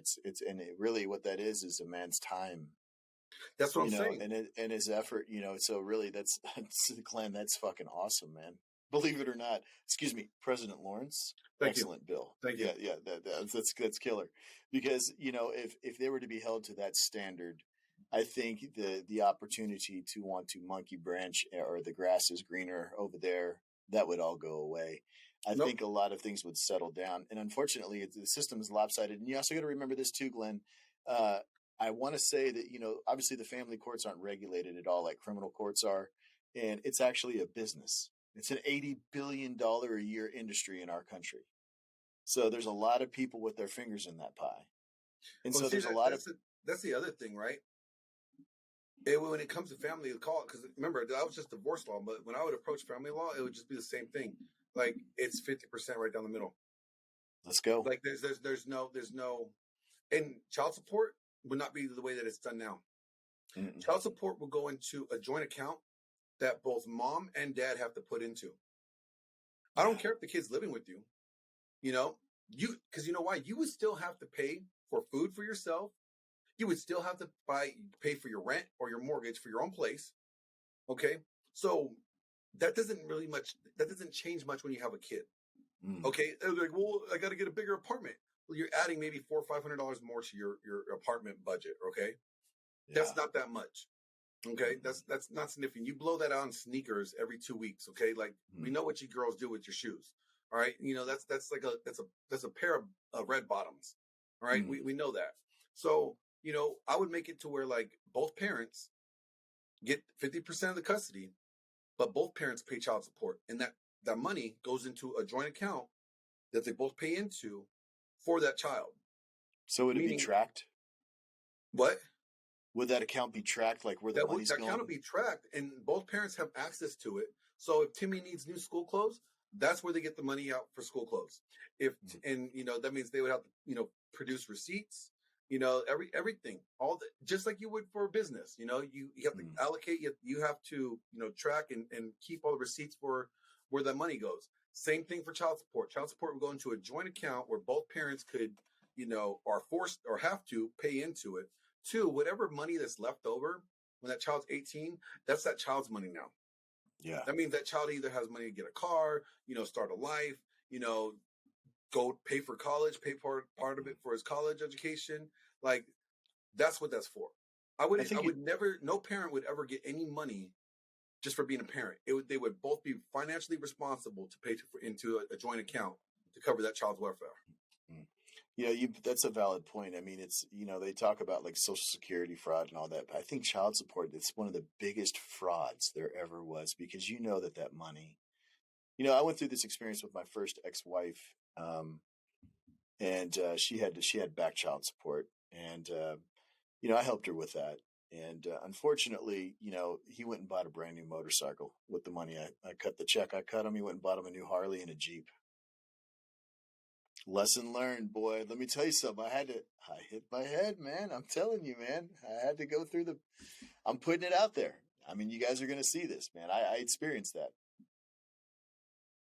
Whoa, we have technical difficulties, President Lawrence. I can't hear you. The problem with the way that we do child support is that it's like there's no regulation. No. Okay, there's no accountability there. I have seen women that have kids that get child support from, like so I know the rapper Exhibit's baby mama, right? And this broad is always dressed fly as shit. Like, I mean, she drive her Mercedes, stuff like that. And I'm like, and she doesn't work. Where the fuck's that money coming from? Oh, it's child support. She living good. And because they weren't married, that's child support. Mm. So you're telling me you're making like $8,000 a month for being a parent? Man, no. Could you imagine? And then think about it. That your car, your Mercedes, right? How does that support your child?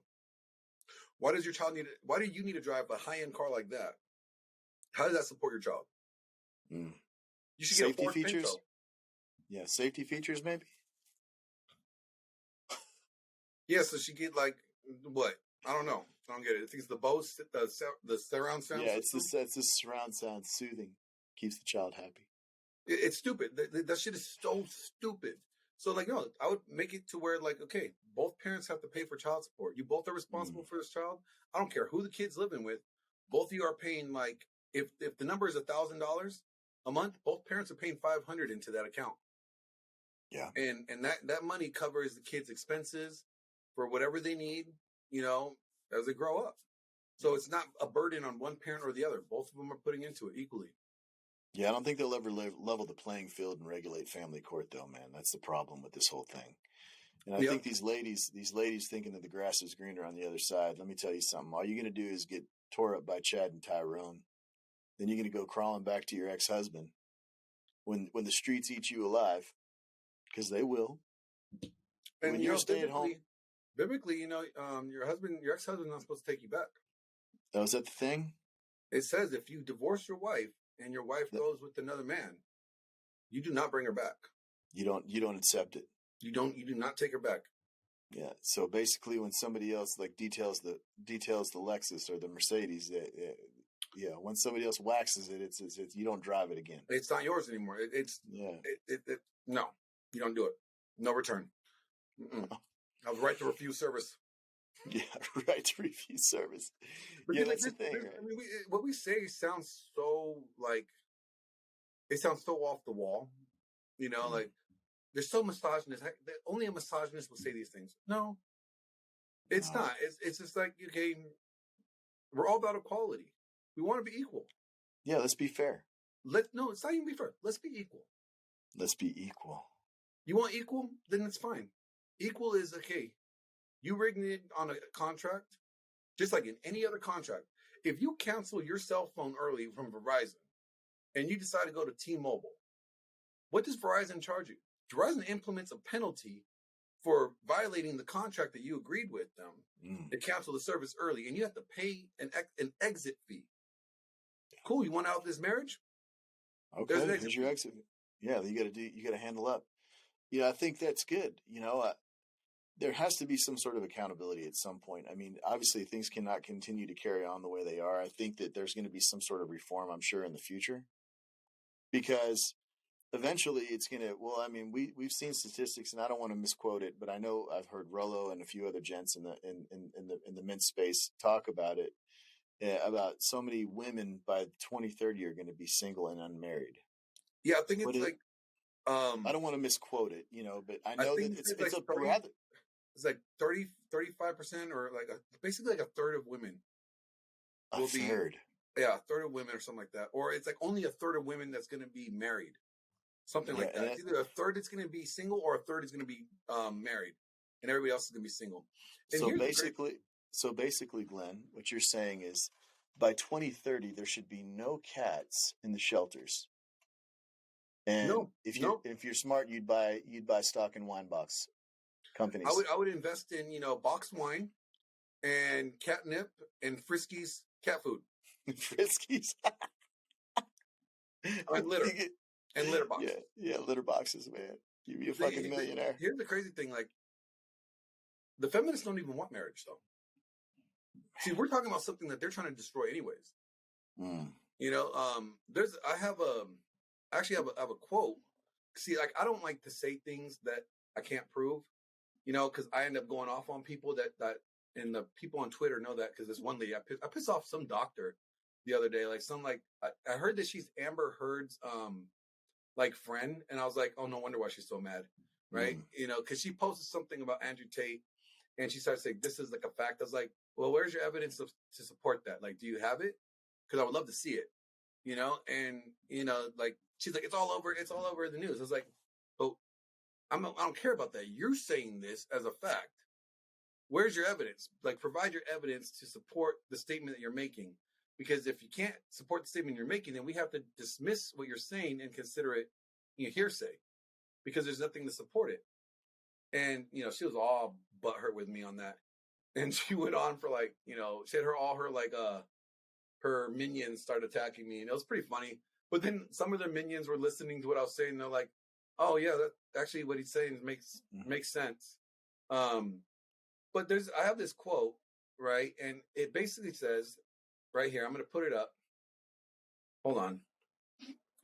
And I know it is almost that time to call it a day.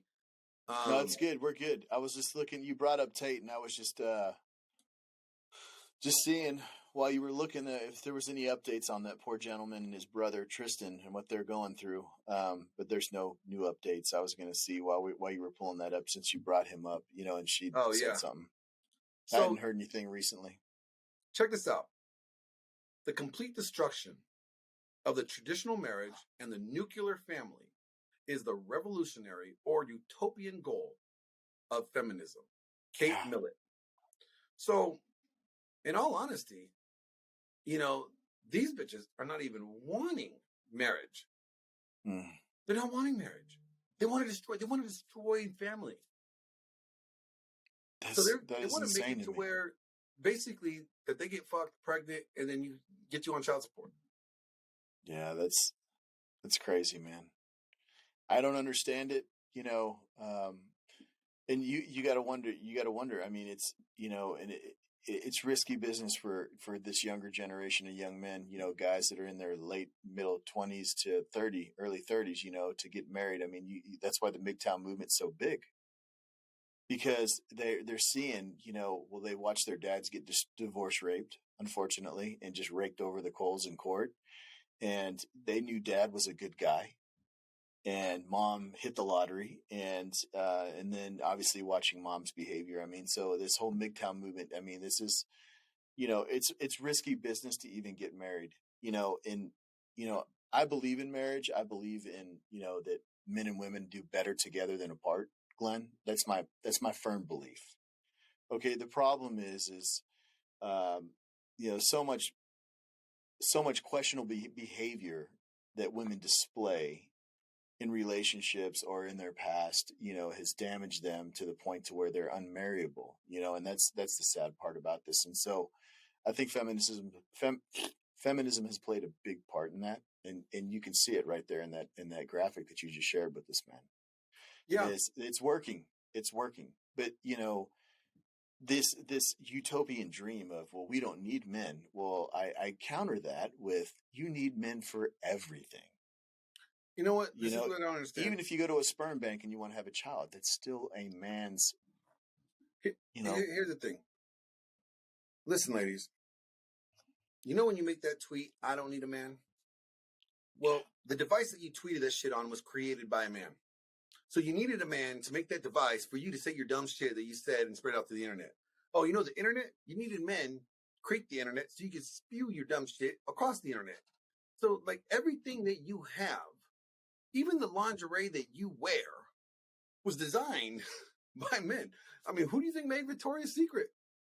A man. So it's like, think about it. Everything that you have today that you take advantage of, that you utilize, that you need, was designed, created, and produced and maintained by men.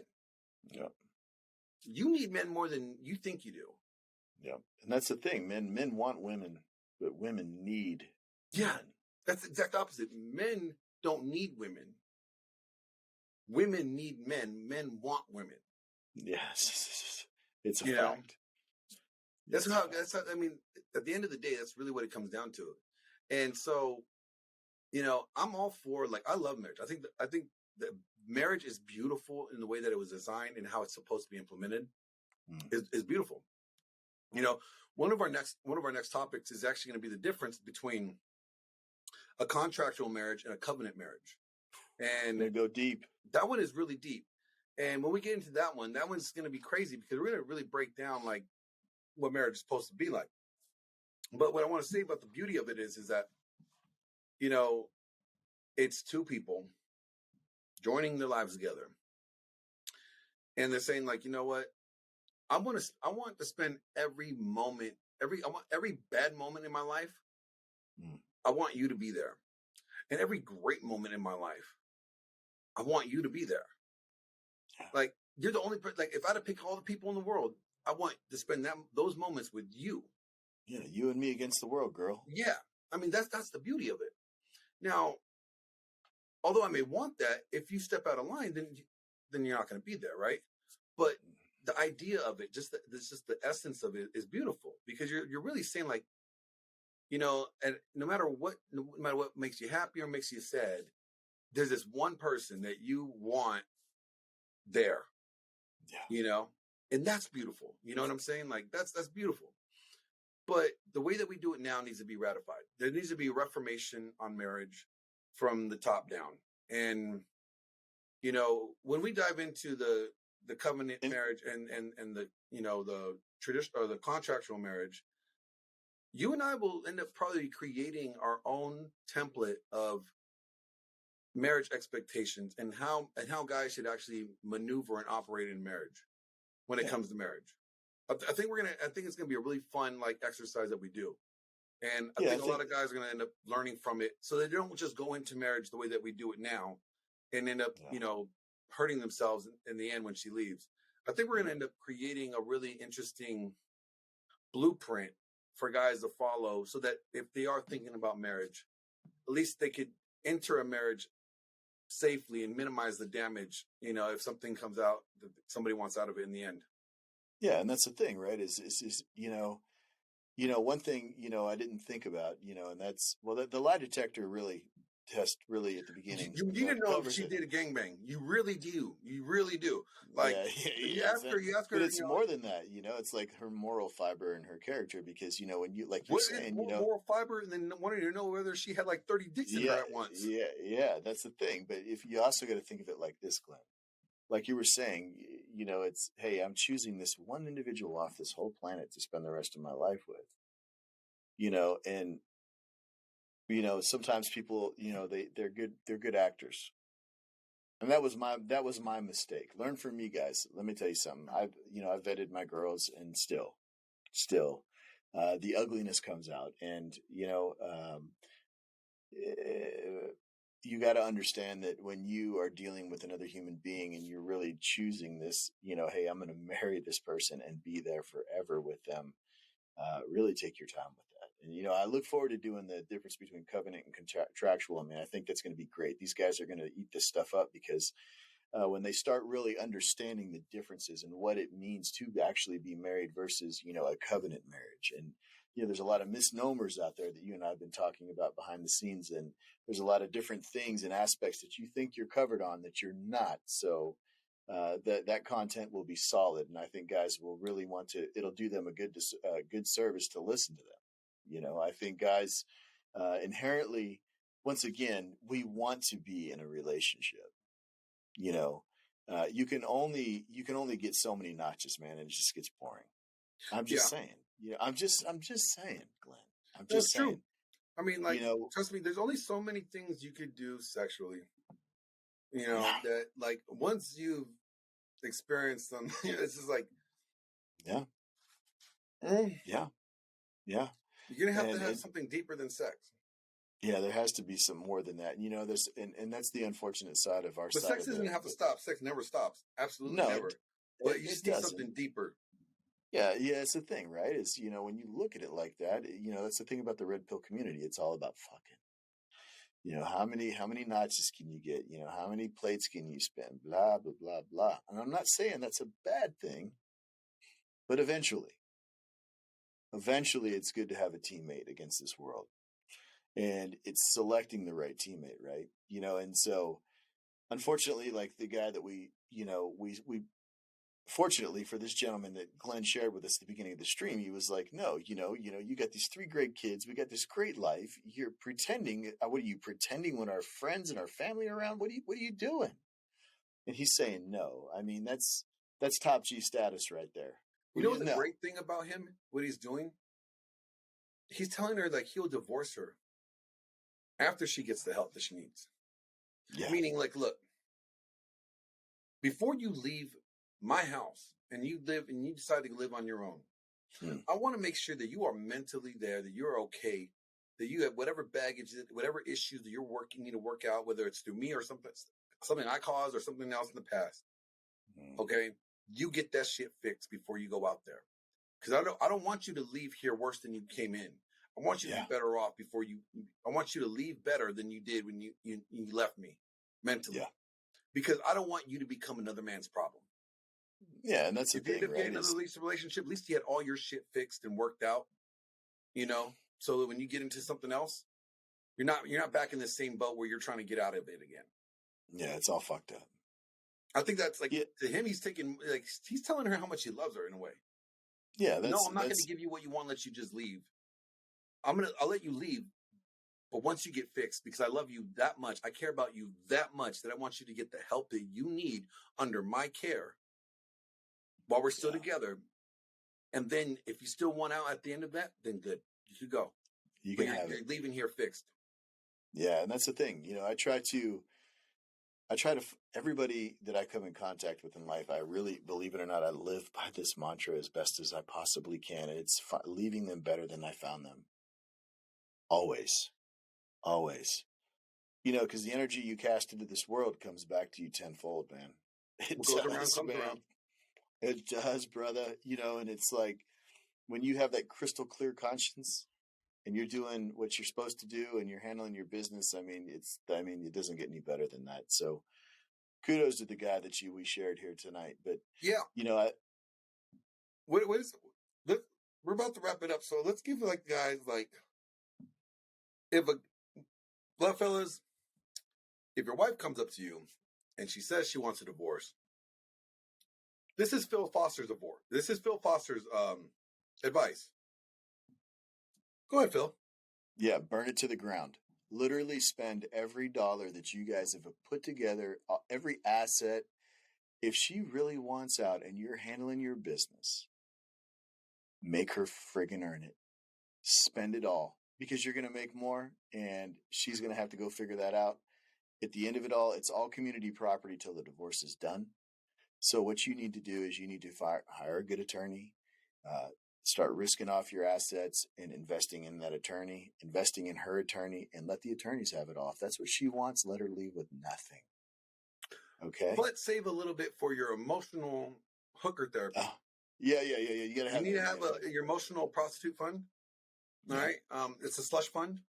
You put aside, and that slush fund. That's supposed to cover your emotional repairing and trauma of her leaving.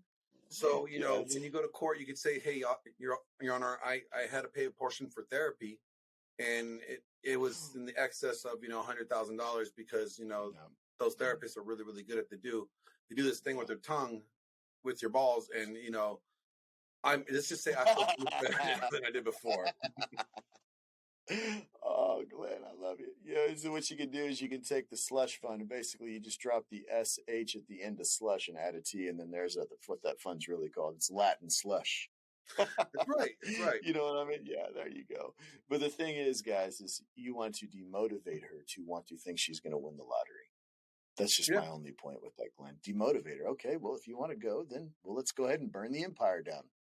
Yeah, it's like the Ottomans. We built it together, right? We built it together. Then we're going to burn that bitch down together.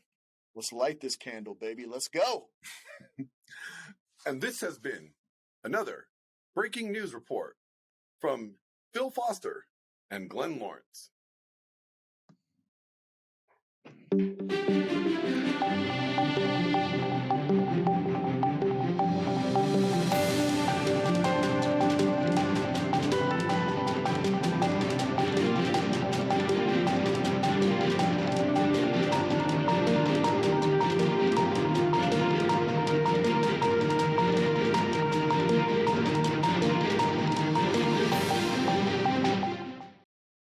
What's going on, everybody? Welcome to another episode of the Late Night Breakdown podcast with my co-host, Glenn Lawrence, the owner of Glenn Lawrence Presents, for all of your media and production needs. Definitely check out Glenn's work on YouTube. He's on TikTok. You can find him all over social media. He's got quality work to do. For you, if you have those needs as far as podcasting, video editing, or audio editing, reach out to Glenn. He's a solid asset in this space, especially in the men's community. And I hate to say it, the manosphere. He's working with some big names. I guarantee you won't be disappointed. So today on this on the Late Night Breakdown podcast, we're going to be talking some controversial stuff. Glenn, how you doing today, buddy? Oh, man, I'm doing good. Thank you for that plug, man. That was amazing. Thank you. Man, dude, you do amazing work. You're the magician. I'm the man behind the scenes that pull some strings. You know what I'm saying? That's right, baby. But today we're getting into something real spicy. I really don't think a lot of people are going to like this topic. I can tell you right now. Wait a minute. Where's my? I need my sound effect. I got to do this right. I got to do this. You got to do it right. Let's do it. If I'm going to do it, I'm going to do it right. But this is a real spicy topic. This topic is not for the faint of heart. You know what I'm saying? Like this is not a good look. And some people, it's tough out there in these streets, Glenn. Bro, people are going to be really mad at me. They're going to be real mad. Well, it's all about the feelings in the end. I guess that, if you catch the feels, then you catch the feels. I think that most people need to understand that, talking about controversial situations in our society is an important thing because when you air those situations out there, man, well, because it makes people think. It makes people think, but then it's also like, you have to realize, like, you have to look at the scenario. And when people don't look at the scenario correctly, they just get so emotionally, triggered. They just start lashing out, or they just start speaking out of their butt, and they really don't understand like the severity of things. They're not I always tell people, look at things from the principle side of things. Don't look at the exact action. Let's talk about the principle of it. You know, because the principle of it is something we could all agree upon. Yeah. If it's supposed to be, if this is right, then across the board, principally, it is right across the board. There you go. You know, if it's wrong, then principally it's wrong across the board. And then there's no shades of wrong. There's no shades of right. If it's wrong, it's wrong. If it's right, it's right. You know, it's that simple. Yeah. What do they say? You know, if the little voice in the back of your head is telling you, "Hey, what are you doing?" then it's wrong. Yeah, you know, I don't hear that voice though. Yeah, some people don't have it. You're right, Glenn. You know, I think that when people make poor decisions based on emotions and feelings, I think that's where they get in these problems. Working towards thinking about things a little bit better before you make rash decisions is something. Exactly. You know, it's important. Let me see if I can you're play absolutely this right. There is no right. There is no gray area in right or wrong. It's either right or it's wrong. You can do the right thing. You can do the wrong thing. I mean, you know, it's up to you. You know, I think where that moral fiber that you have inside of you is what holds that together too. Yeah. Yeah. All right. Let me see if this comes in nice and loud. Hold on. I gotta undo my speakers for this one. Here we go. Yeah. Heck yeah. Let's go. Ready? Here we go. Yes, sir. Ladies and gentlemen, you have been warned. We are in a full triggering effect. She's triggered. You know, we are in a full triggering effect mode over here. Full trigger. Full trigger. All right. So we are about to get a little spicy. And you know what? You know, if you have kids in the room, let me just tell you right now, get your kids out of the room. Yeah, it's important. You know, this is definitely get your kids, hide your kids, hide your wives. You know, ain't nobody got time for that. 18 plus, please. 18 plus. Yeah, this is a real deal here. So, you guys, this is ridiculous. This is getting really ridiculous when we start seeing things like this take place in anywhere. Nobody likes to see what I'm about to show you happen, but it happens because for a specific reason. Yeah. And it happens because women, well, just here you go.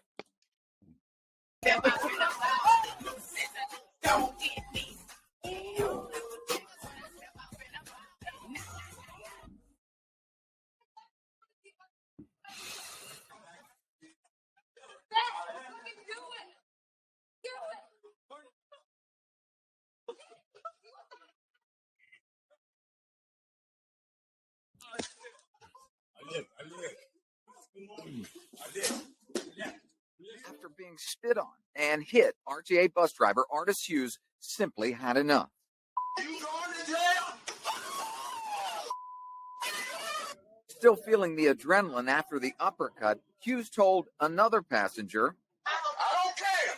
You want to be a man? I'm going to treat you like a man. All right. That's enough. My goodness, man. Phil, what do you think about that, man? Like, I look at I see things like this, you know, all over social media, and it's just like, I really question where we are as a society and why women would behave in such a fashion. They are so hyper masculinized now, Glenn. Oh, you're muted, brother. You muted. It's like, why do they think that they could? Like, why do they think that's appropriate? Why do they think they have the right or the means to be able to hit a man and get away with it? You know, I can't, I don't even know what to say other than, you know, I think that it's hyper masculinization. First off, they're very, very emboldened now. It seems like, I mean, when I was growing up, you know, and a lot of these videos are younger people. You know, when I was a teenager, girls just didn't behave that way, man. And I mean, obviously I'm middle-aged now. I mean, it's a different time and everything like that. But I just think that when women step up to the plate. We're in a new time and, you know, things are changed, but it's like, it's just common sense. I'm bigger than you. I'm bigger than you. And if you come hit me and I hit you, my hit to you is going to be way more painful and damaging than your hit to me. But that doesn't necessarily mean you get a pass at hitting me. Yeah. Because you know what? it's like I have the right to defend myself. Oh, you do, and it's like you and I saying, okay, we go to the zoo, and you break out the 50-cent piece from like a Cowboys game that you went to, that you got the inaugural coin or something like that. Oh yeah, and you flip that coin and you put it up, and you say, hey, heads, you go in the closure with the silverback gorilla, or tails, I go in the closure with the silverback gorilla. That's literally what these women are doing. They're flipping a coin, because the power of a silverback against you and me, one of us, decimation. Well, I mean, literally, hold on. I'm the silverback gorilla in the concrete jungle. I'm the strongest around. That's how I'll get down, okay? Dude, man, silverbacks, they're deadlifting like 1,800 pounds, bro, like without even trying. You know what I mean? Okay, 700 was my max. 700 was my max.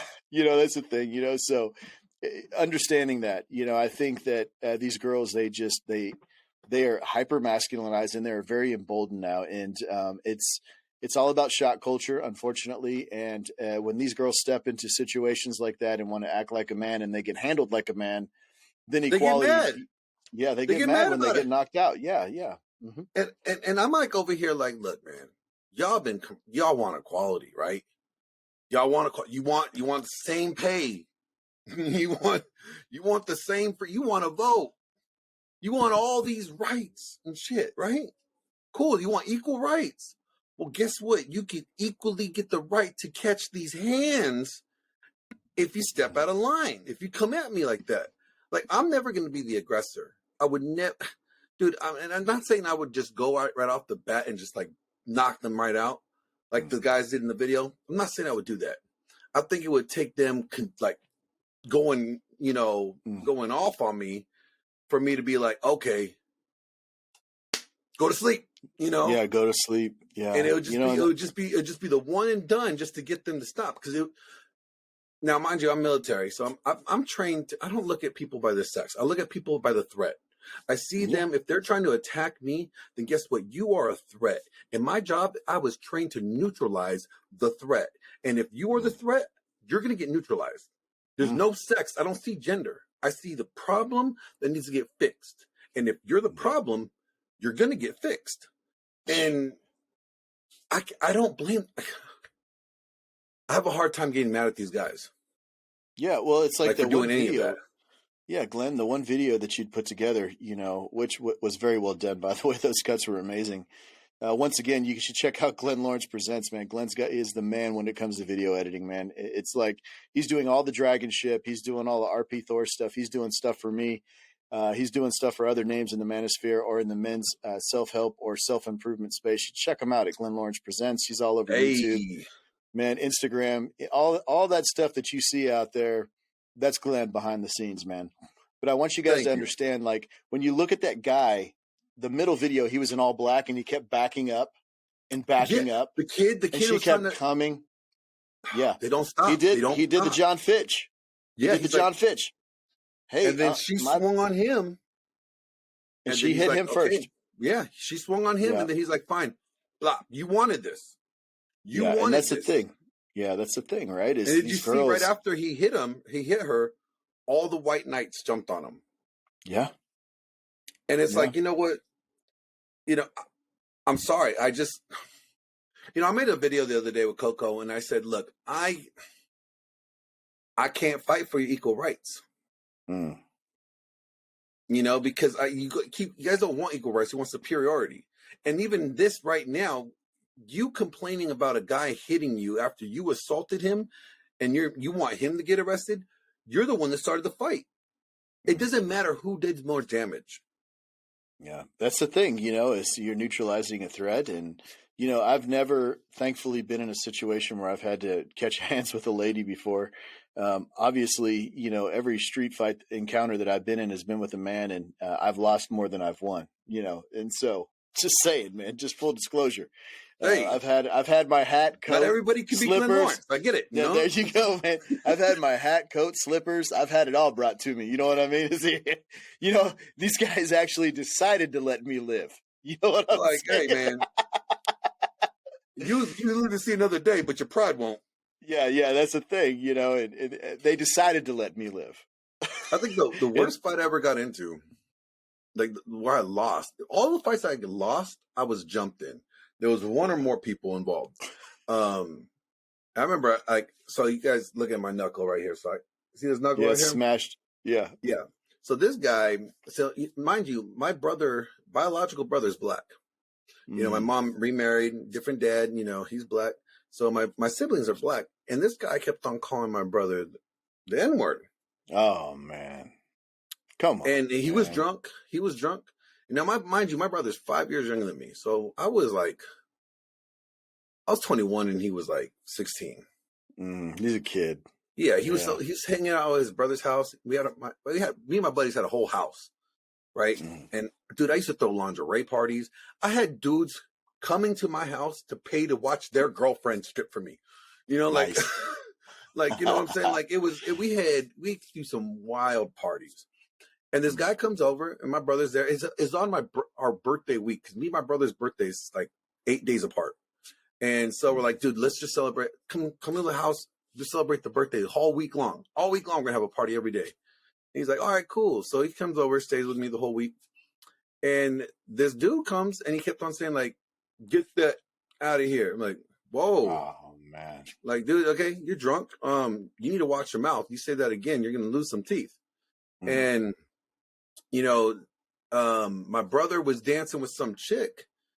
And this, I mean, mind you, my brother loved it because all these women are older than him. They're all like legal age, and he's 16 years old, and he's seeing titties and, you know, all kinds of fun stuff. I mean, imagine he's in high cotton. He's in heaven. Yeah. Right? Yeah, he's and loving life, boy. The dude grabs him and he's like, get off that, or tries to get to the girl, but he's like, get off that to my brother. Yeah. And I was like, let's go outside. You're done. You're done. And he's like, well, you want to square up? I'm like, oh, we can. Dude, he comes at me like a bull, just like all drunk and just trying to, you know, just muscle. Move to the side, plop, dropped him. Dude, I took out his 2 front teeth, broke his orbital socket, and had him tell me that he was my bitch. Oh, man. I was like, say you're my bitch. Say you're my bitch. He goes, I'm your bitch. But, you know, it's like, and I tell you that story because it's like, you know, guys, when we fight, when we see, we don't stop until you're not moving no more, until you yield. Okay, so sometimes we go in there real heavy. Why? Because we want to stop the fight as quick as possible. Nobody wants to draw a fight out long. Nobody wants to have a long fight. I bet you wish like every time you got into it, like you would just give them a one-hitter quitter and they will go down. Because that's the best type of fight. It's like you hit them, they hit the ground, it's over with. There's nobody coming up. Nobody's fighting no more after that. It's like it's done. Even if I'm the one getting knocked out, I want it to be a one-hitter quitter. Like, let's just make it quick, you know? And so when you see these guys, you know, hitting these girls, it's kind of like the same thing. Like, they just want to just stop it. Stop her from coming back. Yeah.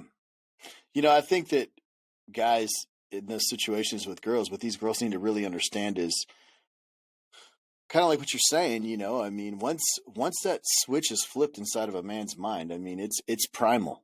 You know, this is combat now.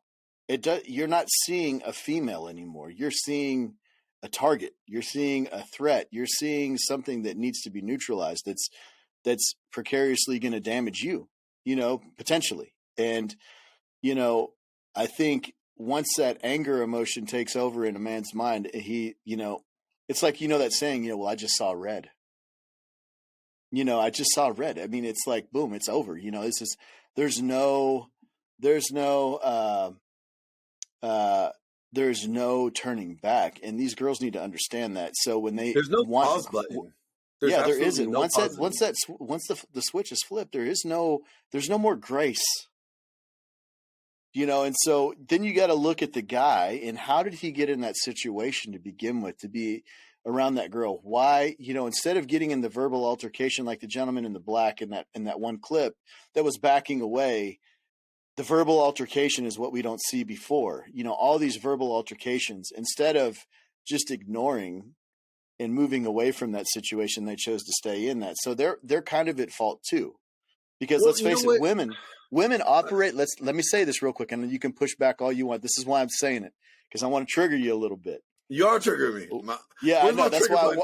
I'm triggered. You know, the thing is like this: is women operate off of emotion, and men are logical, right? And so, if a man is truly in control of his realm, then he's in control of every situation in his presence. He should have been able to move away. And now, obviously, there's certain circumstances that don't allow that. And go ahead, Glenn. I know you want to get on that, so let's do it. It's my trigger warning. Part 1. No, keep on going. I'm waiting for it to get real triggerific. Yeah. So when he, if he couldn't move away from that situation, obviously both, two of the situations, they were at school. So that's really hard to move away from. You're in the halls, you're in between classes, all these other things. It makes it difficult. Now the Russian girl, obviously she was in the wrong place at the wrong time, stepping across lines, and she had no business. Those boys do not play in that video. And then once again, the bus driver, the last video that you'd put together, that last piece, he was doing his job. He was trying to de-escalate that, and she finally pushed him to a point to where, you heard what he said. If she wants to act like a man, she's going to get treated like a man. And so once again, he saw red. She flipped the switch. She got the reaction she wanted, but unfortunately the results. Gotta look at the scenario though, and especially with the last one. It's not just her life and his life in this bus that he has to worry about. There's a whole busload of passengers that if she keeps on hitting him, he could just swerve over and then crash the bus or tip the bus over. It's just like, what these women tend to do is they tend to corner the guy in. They get him to the point where like you don't give him a choice. When you back a dog into a corner, it's a real fucking bad place for you to be. It's a real fucking bad place for you to be. And so these guys are the same thing. It's like, look, ladies, let me tell you something, ladies. Guys will take whatever words you say to them. You could call them a bitch. You could tell them that their mom's a whore. You could say whatever the fuck you want to them. You could call them little dicks. Like whatever you want, you could say it to them. But if you think for a second that they're going to let you assault them, that's not going to happen. And I'm sorry to tell you that it's not going to happen, because what you are signaling in that moment is you are telling them, I am just as a man or strong as you, and I'm attacking you because I want to do damage to you. And if they think that she wants to do, this individual right here wants to do damage to me, I'm going to protect me and I'm going to drop them so I'm still here to breathe. Yeah, it's tough, man. I mean, these girls, they need to wake up and understand that the real tragedy is they're emboldened further by the system. I'm going to say this, Glenn, because they know that two things, and you saw in the videos there that you'd put together, when these guys do finally have enough and they handle their business, the white knights tend to jump in and jump on them. So it's a losing proposition. Number two, if the police come, 9 times out of 10, they're gonna take him to jail, if not both of them to jail. But it's a bigger problem for him than it is her. He could end up with some jail time, restitution because he's damaged her and things like that, where she might just get off on some probation and that's that. She's a girl, and so I challenge men to understand that you have to have emotional control when dealing with people like this. And when you're in a situation like that, the best thing you can do is move yourself and remove yourself from that situation as quickly as possible. And if there is no way to get out of that situation, then by all means defend yourself. I'm not saying anybody should just lay down and take anything from anybody, man or woman, or he, she, or whatever you want to call them. Just anybody that wants to put their hands on you. I mean, you have the right to defend yourself and protect yourself. I think that unfortunately the system has emboldened them though, and I think women really need to take some self-inventory because that's not how women act. Well, Phil, what would you do in that situation? You know, Let's say, like, that's tough. That's tough. like, You know, we were talking about this a little bit, you know? I mean, because I know what I would do. And like, I'll explain how I would do. I would try, if they hit me, I'm going to give it them. I'll take a lick, but I'm going to try to restrain them, you know, and you know, I mean, I know a lot of different takedowns. I know a lot of different, from being in the corrections field and being military, like, I know how to. They got no chance. I know how to inflict as a minimum damage in a maximum effort. You know what I'm saying? Like, I could do it real quick and, you know, and not hurt and try to minimize the injuries to them and also the injuries to myself. Cause, you know, that's the main goal. When, you know, the main goal is never to draw out the fight. And the main goal is not even to really hurt them. It's to stop them from continuing with whatever they're doing. And, you know, it's really hard to, you know, determine that because sometimes what you think is the best way to stop it is to stop it, you know, with a punch. That might be the best and the quickest way to stop it. And people may not like that, but that might be what it takes. Now, could you say, well, couldn't you just, you know, like grab her arms? Yes. But then, you know, at the same time, she has another arm and she has two legs, you know, and, you know, she could be flailing around and that could cause either her more damage, you know, by, you know, tripping and breaking, you know, we both falling down and then she breaks an ankle or, you know, like, you know, she kicks me in the head. I've known people that have got punched, one punch, fall down and never get back up again. Yeah. They get stomped or whatever. Yeah. That's just sad. So, it's a sad reality. You know, ladies, like if you come into there and you start hearing, you know, you start trying to do this, it's game on, you know, it's game on. And you can't blame the guy to wanting to do that. Now, I would try to stop you. I would, if you just kind of, I've been slapped before. You know, I've been slapped by my ex before. I've been slapped by, you know, but I've caught in a slap in the face by a woman before. No problem. And I'll tell them straight up, like, we're done. My thing is like, I will never go out of my way to disrespect you like that. I have no plans on putting hands on you. No matter how mad you make me, I won't put hands on you. Now, if you feel that you could disrespect me and put hands on me, you're telling me multiple things. One, you don't care about my well-being. You're trying to assault me. Two, you don't respect me by any means at all. So if you don't care about my well-being and you don't respect me, you are not going to be around me. I don't want you around me at all. Now, if you just do the one slap and we're good, okay, I'll take that.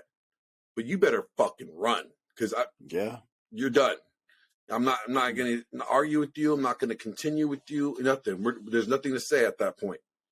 Yeah, it's over. Now, if she comes in and she's going all, you know, Johnny Cash Ninja Warrior on me, whatever I see is the best way to minimize the threat is going to be the course that I take. You know, and that's what it is. I'm not going to say like I wouldn't punch her. If I probably keep my hands open. I'll do the whole open hand thing, just because I don't feel like even unless she had a weapon, she had a knife or something. That's completely different. Yeah, but if she's just coming in with her hands, I'm just probably keep my hands open. You know, just because it will minimize the damage, but she won't feel a sting. Yeah. What about you, Phil? Like, you know, like you know, the big thing for me is, you know, if I was in that situation, I would try to do my best. Okay. First and foremost, whatever started the altercation, I would try to diffuse it right then and there. You know, John Fitch makes a valid point. Diffuse. My apologies. You're right. You know, and the problem is ego gets in the way, you know, the ego. And so, gentlemen, I challenge you to, you know, swallow think your a little pride. Logically. Yeah, swallow your pride. Like let that ego go a little bit, as hard as it is to get talked smack to in public and people see it. They're going to people's attention spans are so short, Glenn, they're going to forget it. But try to diffuse. And if it continues to escalate, try to move away from the situation as best as possible. If I cannot move away, I'm going to look at someone in the crowd and say, will you please record this? I'll be like, I got you, bro. I'll be like, I got you. Yeah. I'm going to say, can you please turn your camera on? Yeah. And if it continues, I'm going to tell the individual, please stop. Please do not. And if they contact me, it's going to be like this. Right when they contact you. Yeah. It's exactly. Yeah, exactly. And then all you're going to hear after that is,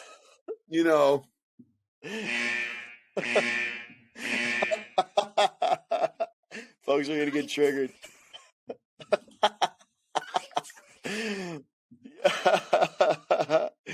Yeah, but I'm going to do my best to just remove myself and diffuse it, and then of course get somebody to film it. And then if they continue on and assault me, depending on the level of aggressiveness that they assault, like if they're trying to slap me, I'm going to continue to tell them to stop.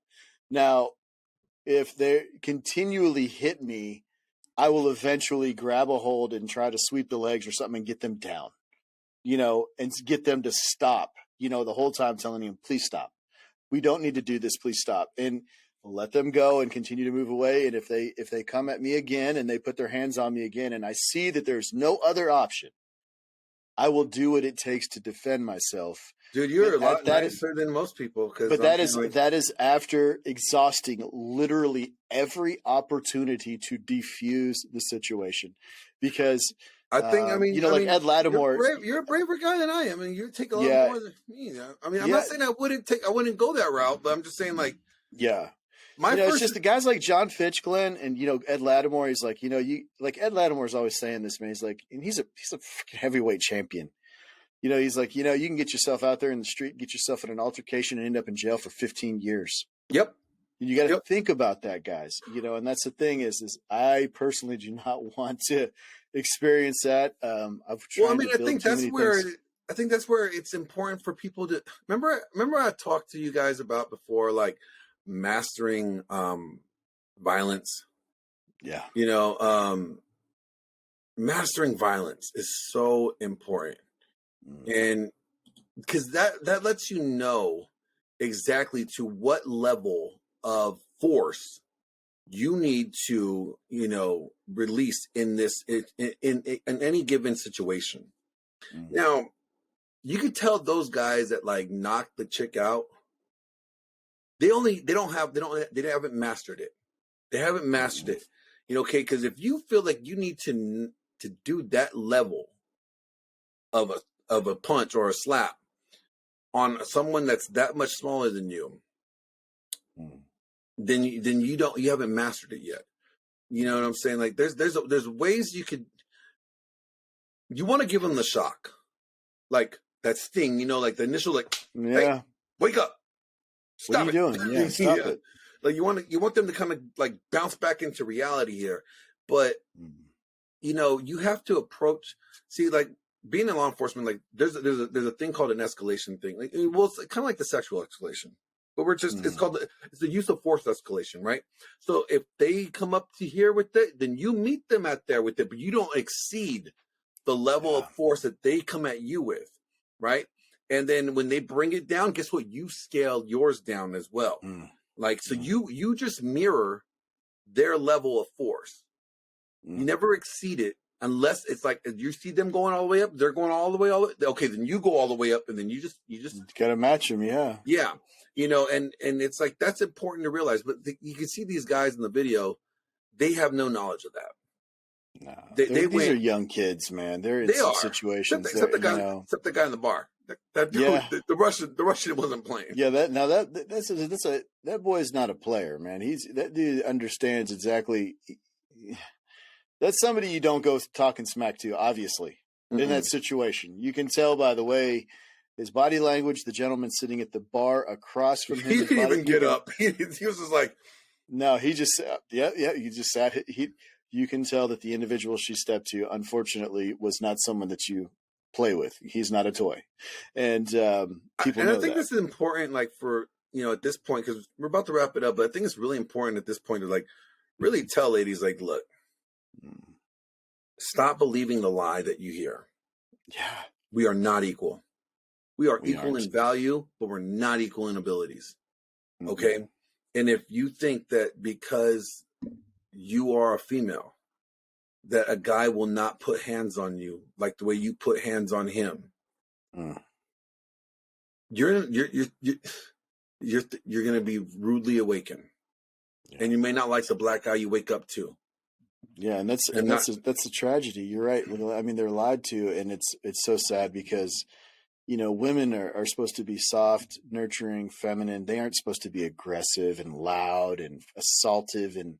And I'm not trying to say, oh, patriarchy, oh, you know, I'm just saying, generally speaking, you know, I challenge all women that might see this video to think about how your grandmother behaved.